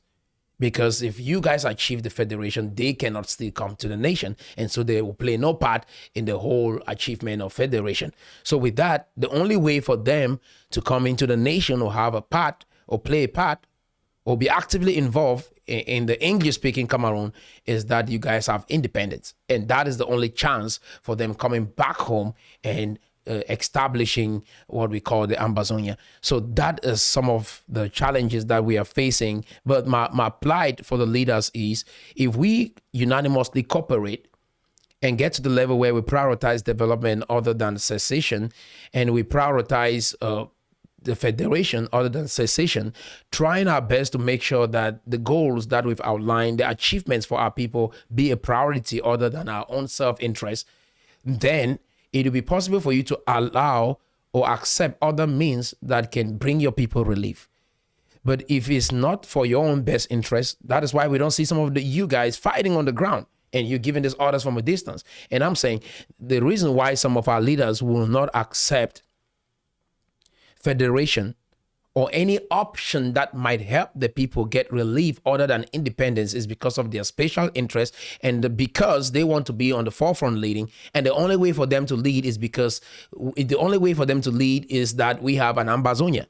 And the only way they can have an Ambazonia on independence is through these wars that we are fighting. And that is their hope, which I see it as an impossibility. And so if you guys have a means of achieving federation, that might be a better option that may give you guys even confidence to believe like you achieve something. At least, like I said, my dad's story, somebody owes you 10,000, they give you 2, at least take it. There was a stage in this fight where we would have accepted dialogue or moved towards federation, and people hijacked it and said, no, we don't want anything. We just want complete independence. And now we find ourselves where we are. Our people are being raped. They are being kidnapped for ransom. People are threatening each other. You say anything against me, I'm going to kill you. That is what we find ourselves today. That's where we find ourselves today. And the whole reason is because there are people with a special interest. And if you guys achieve the federation, they will have no part to play in it. And they will feel like everything that they did went in vain. And so, because they cannot come back to the country, so your federation means nothing to them. So my question to you is, leaders, is the interest of the people more important than you coming into the country? Do you prioritize coming to that country or having your Ambazonia? What if the people could have peace, could have all the wealth and success that they wanted in life, which is what you desired, without you being there? Is that something you're willing to say yes to? And again, nobody will be left out, right? My goal is, through these conversations that we are having, there's a way to have a conversation even with the president. And at the end of the day, we can squash this beef. I have a strategy for this, right? We can squash this beef, have a communication, like have a system of communication, right? And have a conversation with the president, with the leaders of Cameroon, and squash this beef, stop all of this fighting. And somebody like Cho Ayaba, Akwanga, all the Chris Anu, all of you guys, we can fix this problem and have all of you guys be able to come back to Cameroon. How about that? And again, I repeat, there is a strategy through which we can solve all of these problems and be able to even release the people that have been in prison and have you guys come back to Cameroon. With that, we'll be able to orchestrate or lay the foundation for these conversations to begin. There is a way we can go about that. And if that happens, is that something you're open to? It's very, very important. And I want you guys to think about that. And if you're watching this video, send it to some of your leaders. Because I mean, like, that is what we've started, how to do negotiations and be able to strategically analyze the situation, present a perspective. I understand that we know and think that our leaders in Cameroon are that stubborn. They won't cooperate, but there is a way, and we will never know until we try, right? We will never know until we try, but there is a possibility, and we can go through that route instead of running to Canada all the time, hoping that someday they will say something of which I don't believe they're going to say anything. We instead go through the systematic strategy and be able to squash this whole fighting, take this whole struggle to a whole different direction, let it be visionary oriented, and then we squash this fighting, get the people that are in prison to come out of prison, negotiate with the president, and have you guys come back to the country. How about that? That is a possibility. If you want to know how we can achieve that, let us know. I'm willing to dialogue with you guys. We can talk about how to achieve that. So let's keep watching. They are teaching children about mining. In their country, there might be no mining. Why in our own country where you can do mining, you are never taught anything about mining? And so we have done our best to design our own curriculum of education. And it's going to be brick by brick. We are going to stumble. That's fine. And we are going to perfect it with time. And I'm proud of what our Department of Education has been doing. A phenomenal job. And now, every Ambazonian, wherever you may be, can enroll in our e-learning program and study practical skills, as I said the other day, that can help you. So if you are a farmer and you want to improve on your yields, you can enroll in a program and study how to multiply your yields and to improve on your lot. We must be practical. And to me, this is an olive branch to all my separatists, my friends in the separatist movement, that they should tone down their hatred, their attack, and their incitement of. I think getting into vocational education, it's very, very important. And that is one of the strategies that I thought about and have a blueprint for that. Like you've heard about my Vision 2037 for Cameroon. And because I just look at the demography of Cameroon and it just baffled me, right? I looked at the life expectancy of Cameroonians. I look at the birth rate, the death rate, and it really just bothered me to see the vibrant, young, growing population that we have. And this is stretched across Africa. If you don't know it, we will be having the most vibrant, young population in the coming years than any other continent on earth. And that's something that should concern you. Like I've said, the ages in Cameroon is like the age group, 62% below the age of 25. It should bother you. That is why we should be going to school. No matter what, know how to read and write. It is important. It will help you in many other things in life. Know how to add 1 + 1. Learn how to calculate. All of this is very, very important. I want to say, I thought about e-learning. I've thought about many other ways to help educate and empower our people. But I'm saying, how can people study and learn under these conditions? How can people learn vocational training or go through vocational training under such conditions, knowing that I can start building a business and the next day I could be raped and killed? How? People need to understand that the project is development, okay, and not cessation. Because cessation means there's going to be war. And war means there will be casualties. That means people cannot guarantee that they will live long. We have another leader on the other side saying we need to really break down buildings. We need to destroy a lot of our own stuff in order to prove that we are at war, of which is really ludicrous. Guys, so that is what we are dealing with, sir.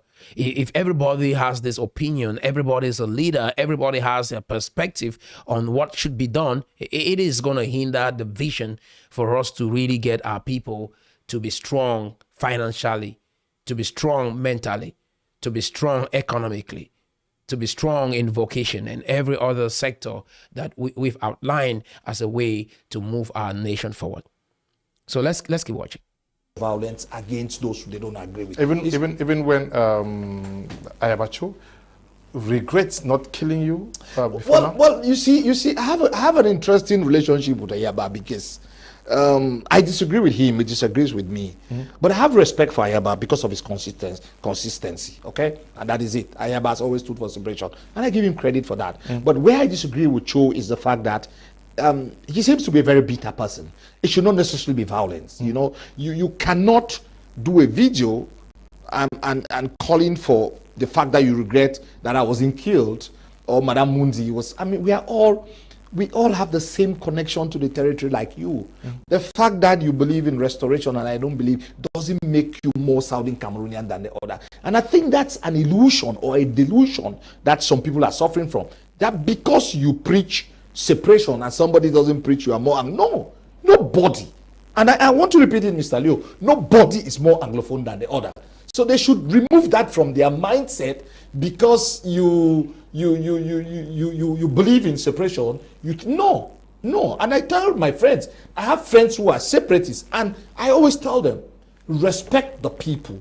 And the people are each and every Anglophone, each and every one. That's why I have people who are in the CPDM who are unitarians. I respect them because we cannot be building a democracy, you know, and we are preaching authoritarianism. Fela will call it demonstration of grace or crazy demonstration. How do you claim that you want to change the status quo and at the same time you're behaving as the people you are complaining? You're not helping your community, and that is why we are losing ground, because we have lost the moral high ground. Okay, we have lost legitimacy in the eyes of the people. So are you surprised that ground seemingly have not shifted since 2016? The government says we have to fight for it's our that's really interesting, right? I mean, these are things that have happened. These are situations, these are circumstances, these are events that have happened within this struggle for the past 7 years. We've heard threats.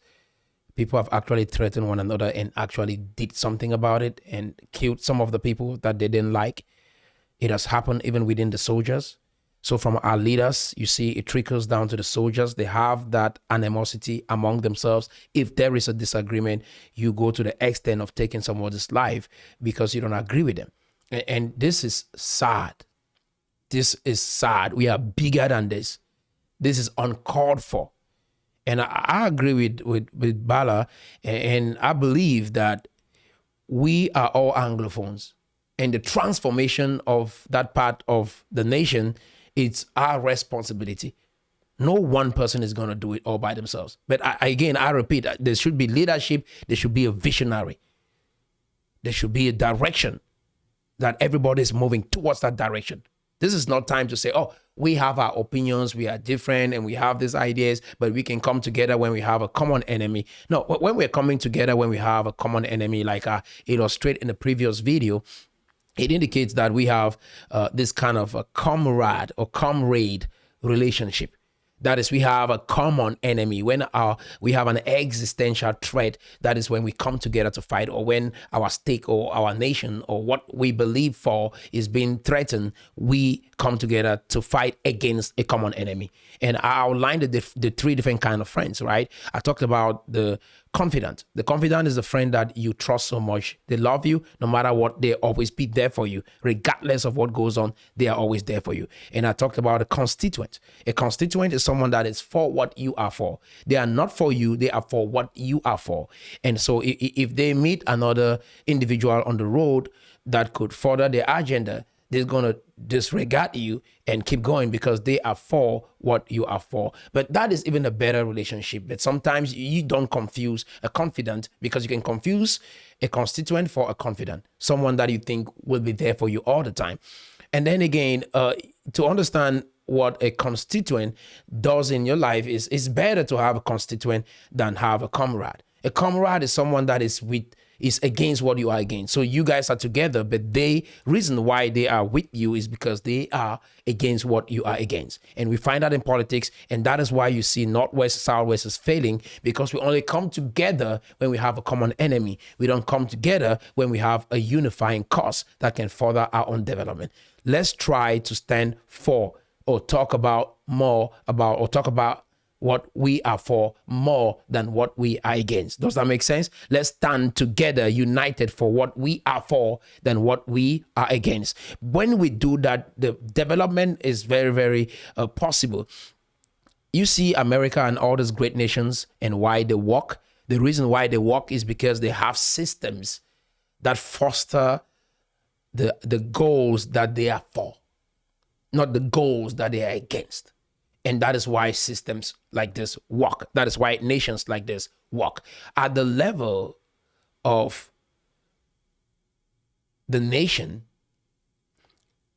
you will see that there's no way to thrive if you guys are constantly coming together only when you are against someone or against a common enemy. Let's come together for something. Like right now, my objective is that let's come together for development. Can we be passionate about this and not sleep and try to pool our resources just like we raise soldiers? Can we have soldiers, people rising up right now to really push hard for development and say we are not going to sleep? We're going to work extremely hard, just like we did when we were fighting the enemy. Somebody gives you a job, you make sure that you do it. You take a contract, you make sure that you follow through and you show up on time at your job. Can we do this? Can we be passionate about this for once in our lifetime? Can we do that for this generation so that our children will not die? Can we do that? Right now, it's almost close to 5 a.m. Central Standard Time, and I'm producing this video. Can we stay up like this to do something to move our nation forward? Can we do something like this?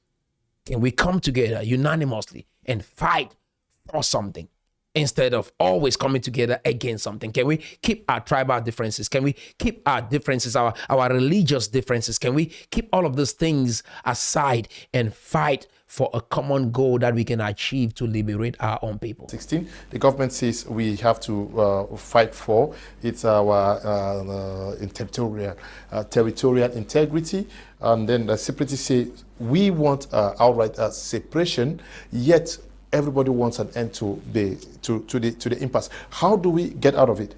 Well, seriously, that's a very good question, but I want to say something before I let Mr. Bala or Barrister Bala say something. But yeah, the government says it is your responsibility. Some people who have been writing me saying, go tell a lot of public, go tell Paul Biya. No, nobody's going to go tell Paul Biya. I'm going to come tell you. You are the one I see, I know, you hear and understand me. We share similar values. We come from the same place. We have similar experiences. I'm coming to tell you. It is your job. Your comment out here should inspire people who come to watch this video to be able to let your comment. I'm not saying you agree with everything I'm saying, but let us be able to hear you think. Let's be able to see how you explain your perspective based on your shared reasoning as someone who really care about this problem and not an ideologist. I don't want an ideologist. If you are an ideologist, then you're not helping, because you're just living based on someone's idea about this whole struggle, not your own idea. So be able to think critically and let me see you think, because it will help even me. When I read all of your comments, guys. I read all of your comments. Everything you put under this video, I do read it. And that is how we're able to think, share ideas, look at other people's opinion, be able to adjust our own ideas and move forward together. Does that make sense? So we are the people. Like he said, no, I mean, the only thing the government can bring for us right now is peace. Besides that, nothing else. Everything regarding construction and reconstruction, you guys have to do that. And if you're destroying your land, thinking destroying your people, killing your people, raping your people, extorting money from your people, thinking that some country in the West will come give you some money to build those buildings or reconstruct, no, that is not going to happen. You're going to do that all by yourself. So before you break a glass, you kill someone, think about it well. Think about it well, because you will develop it. You've heard it. Let's keep watching. Themselves some knowledge that I don't know who gives them the impression that they're very knowledgeable, and they're very arrogant, and they show complete disdain and disrespect to others who they don't agree with, which is unfortunate, and also on the... So what Bala said is, you understand the government we're dealing with, right? They show disdain for people they don't agree with. They believe that what they know is right. They have that superior thinking. And the reality is, when you approach someone that acts like this, and your attitude is consistent with theirs, and you act like them, behave like them, you can't solve that problem. You cannot help your people if you think like the people that you're going against. If you follow their strategies and your blueprint and everything resembles theirs, then you're not helping. You can't solve the problem. What new thing are you bringing to the table as a strategy to overcome this oppression? If it's buying guns and fighting like they are fighting, and you know that is their system, and you want to apply the same strategy, then by definition, you cannot succeed because you're trying to win someone with the strategy that they use all the time. It doesn't make sense, right? You see what I'm saying? That's why we got to stop all of this. Just stop writing stuff. Think for yourself. Critically analyze the situation and arrive at the conclusion that gives you perspective that can help lead your life to the direction that actually relieves people out of bondage, stagnation, and all of this trauma that we've been experiencing for the past 7 years because of people with strong ideologies, psychopathic maniacs with low resolution IQs that keep propagating a concept that is not working, and you keep thinking that somehow if I persist, change is going to come. Do you get what I'm saying? This is where we find ourselves today, and we have to really think. I mean, it's like we've lost our brains, but I think we have an English heritage in our DNA, and if somehow we even speak like the English people, we should be able to understand how the Englishman works. Is an indirect strategy, and you always calculate and be able to use different means and ways to achieve your goal without necessarily coming directly to the enemy and proving that this is who you are and you are the enemy and you don't want them on your land, and so you're going to kick them out at all costs. I think that strategy is very limiting, and we are smarter than this. The reason why I talk about this a lot is because I know how smart, and if we can be able to think critically and analyze the situation, it will be easy for us to get at a conclusion that will help us get what we want really fast without killing people, without extorting money for our people, without raping our people. It is very possible. Do you understand what I'm saying? We are bigger than this. And again, that's why I employ the youths. It's your time. 62% is under the age of 25. It's your time. Think critically, work hard. When somebody gives you an instruction to go kill, don't say they sent me and you come back and you post a video online and say you were deceived. No, think for yourself. Be responsible for your actions. Think for yourself, everybody. Because when I hear people talking like they don't think, it hurts me. When I hear people responding to my comments like they don't think, it hurts me. Think. I'm thinking here with you. You can say, you can use whatever name you want, but I'm thinking with you, and we think together. That's how this is the highest gift we have, is our brain. That's what God gave us. We are able to use it to be able to formulate our own opinions and formulate strategies and structures, looking at what works around the world and be able to carve a path that helps us to live a better life in this world. We have very limited time. Like you hear it. Life expectancy, Cameroonians, they live 60 years. That is the median age. Like that is how old people live. How old are you? And do you think you're going to live forever? Hell no. Do something about it right now. Change something in this world. Make a difference before you leave, a positive impact in the life of someone. Stand up for something, for crying out loud. We should not just be passive about everything. Stand up for something. Say something. Do something. Initiate change. At least at the minimum, do something for your family. For your children, at least do something. You were here, God brought you into this world. Do something. Let's keep watching, and I'll wrap up this video. Please don't go away. Keep watching to the end, because I have something to say that it's going to be mind-blowing. It really just shift everything about your thinking to a whole different direction. So let's keep watching. Can make us an asset to our homeland. And we have to alter that. I know people are always worried because we've been so dependent on Cameroon. We've been so dependent on the international system. Because the way we were designed, the way we were taught, is that you need to get a certificate so that you can use it somewhere. That is the way that we have been designed. But I can assure you that sometimes the certificate you acquire without any experience will take you nowhere. Certifications are simply attestation of enrollment and outcomes. What we are putting in place, packages, certifications, and skills. There are many Ambazonians who live out here, men or women, they can't change the tire of their cars. They don't understand anything basic about the cars they drive. There are so many things we came out here we didn't know how to do. You have a problem with your window. One moment. You have a problem with your window. You have basically no carpentry skills. Nothing. We had no skills. We look like buffoons.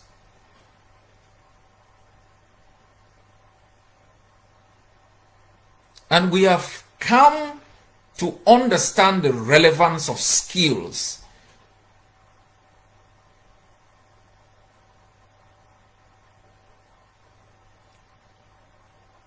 In our own survival. If I were to recommend, I would advise that, okay, there's one party that says separation, and there is another one that believes in its fast called unitary decentralization. How do we get to the middle? So I would propose that, okay, we have a 20-year period of a 10-state federation, because now you are building confidence. Okay, I think that is very important to note.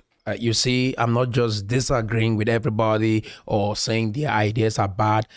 What you say that makes sense, I say, yes, this makes sense based on my analysis, facts, data, experiences, books I've read, observing the war, looking at historical events, and that is how I'm able to formulate my opinion or even agree to anything that anyone says. Does that make sense?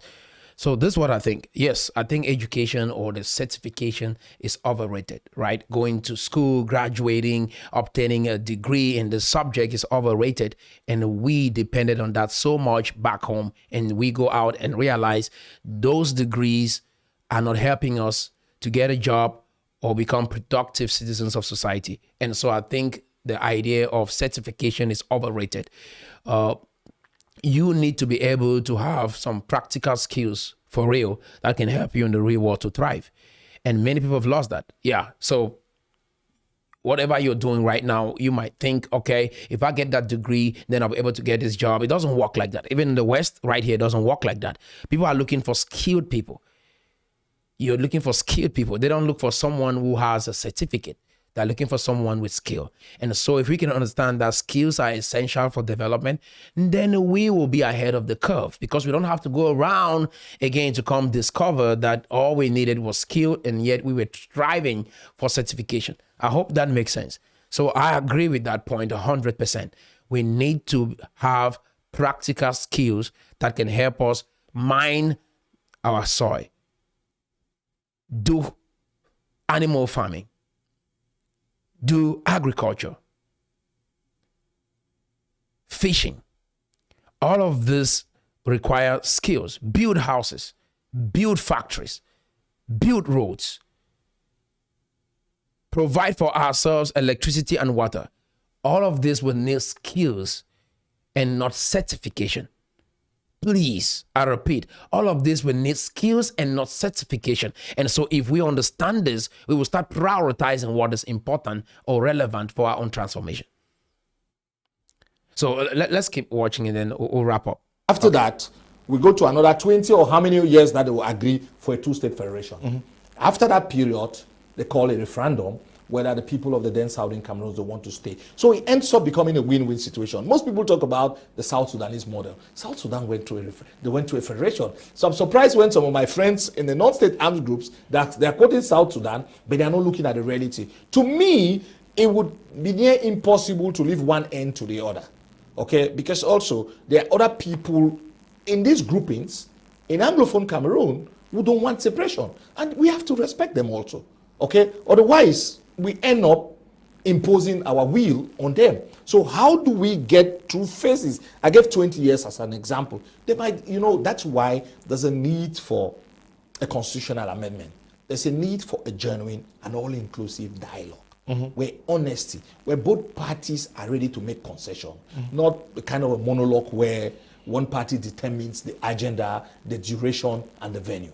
Okay. We are not textbook kind of people. We are not people where we follow straight-jacketed way of thinking. We are not stereotypical, not flat characters. We are people who are versatile. We disagree to agree at times. And I believe that whenever our interest has been at stake, we've always united to fight the common enemy. And you can see from the GC board, you can see from when we were in the university, we marched, we protested for the creation of the University of Boya. You can see with the Anglophone Cameroon Civil Society Consortium. You can see with the current struggle against marginalization. So yes, we have political parties, we have other shapes of opinion. The regime also has played its part in fragmentalizing and dividing the Anglophones. But I believe that the Anglophones know that when their interest is at stake for the common good, we would work towards our common interest. It would not be easy. It would be very Herculean. But I think, and I challenge the Anglophone civil society leaders, the political leaders, the journalists, and the religious leaders, traditional leaders, to start thinking of building bridges, to start trying to build synergy across the board, to talk to others. You might not like or appreciate what everyone, but for the common good of our people, we need to rise above our partisan, above our tribal, above religion, above our petty differences for the common good. I believe that if we work together, I have been in the forefront of bringing our people together. And I saw in 2016 and early 2017 how when they have leadership that rises above regional, tribal sentiments and political, we can put the authoritarian regime into task. We can put them under pressure. And I think when I follow social media, when I talk to other leaders, I think everybody is ready. And the time is now. Okay, guys, you've heard that, and Agbo Bala wrapped up this session profoundly and with his eloquence and experience. I just want to say, at this point, it is up to you. It is up to you to decide what path you think is viable for us achieving these goals. It's going to take two directions, right? We'll have those who believe in the political reform, and they'll move towards that direction, and they will advocate for the changes that are necessary for that reform from a political perspective. And there are other people who will look at the socio-economic direction. So both have to work in common. But one thing that I know we can never fail with is empowering ourselves economically, transforming our own economy and taking off every barrier that restricts us from growth. And I think if we embark on that direction and be able to get rid of tribalism, like you heard, Agbobala rightly said, if we can grow past all our tribal differences, our religious differences, our political differences, we will achieve. Like he said, we came together in 2016 and we've always come together against what we don't want, right? Why don't we come together? It's a good thing to come together. So the only thing that can bring us together is what we're against. What if we start coming together for what we are for more? And we have a meeting for something and we have people really show up. Why should we only show up when we have issues of existential threat? This is what I'll say, and then I'll let you guys go. There was a story of an old man, a wise old man, and a smart young man. So we have this old man, and then we have this young guy who thinks he's very smart. And this young guy thinks this old man claims that he's smart, and so his plan was to make a fool out of this old man. So what the young boy thought of was he was going to go get a bird, and he's going to bring that bird to this old man. And his plan was to make a fool out of this old man. And he thought of coming with the bird, having the bird in his hand, looking at the old man, and then he will ask a question. Old man, is this bird dead or alive? And if the old man said the bird is alive, he was going to squeeze the bird to death and prove to the old man that, look, old man, the bird is dead. And so you're not as wise as you thought. And then if the old man said the bird is dead, he was going to open his hand and let the bird fly and into the wood to prove to the old man that the old man is not as wise as he thinks. So this young man went and got this bird. He came to the old man and he looked at the old man and he asked the question, wise old man, what do I have in my hand? And the old man said, it is a bird, my son.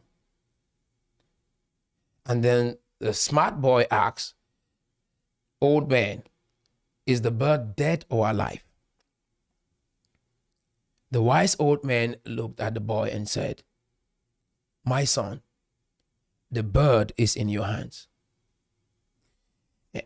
It's a fascinating story, and so I present to you, fellow Cameroonians, today.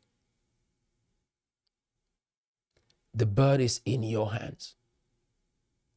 The destiny of English-speaking Cameroon is in your hands. The future of English-speaking Cameroonians is in your hands. The destiny of your children is in your hands.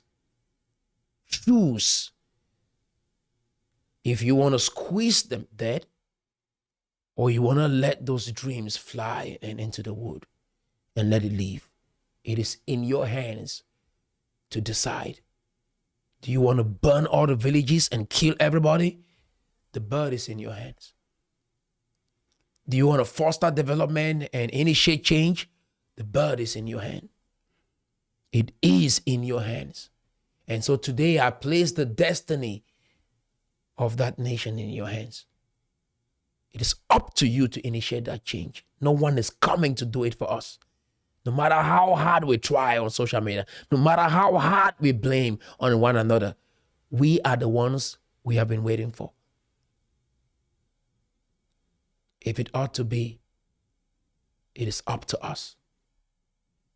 I love you guys so much, and I hope you enjoyed this video. Remain blessed, and until next time. All right, if you like this video, you're gonna like this other episode, and you can watch it by clicking right here.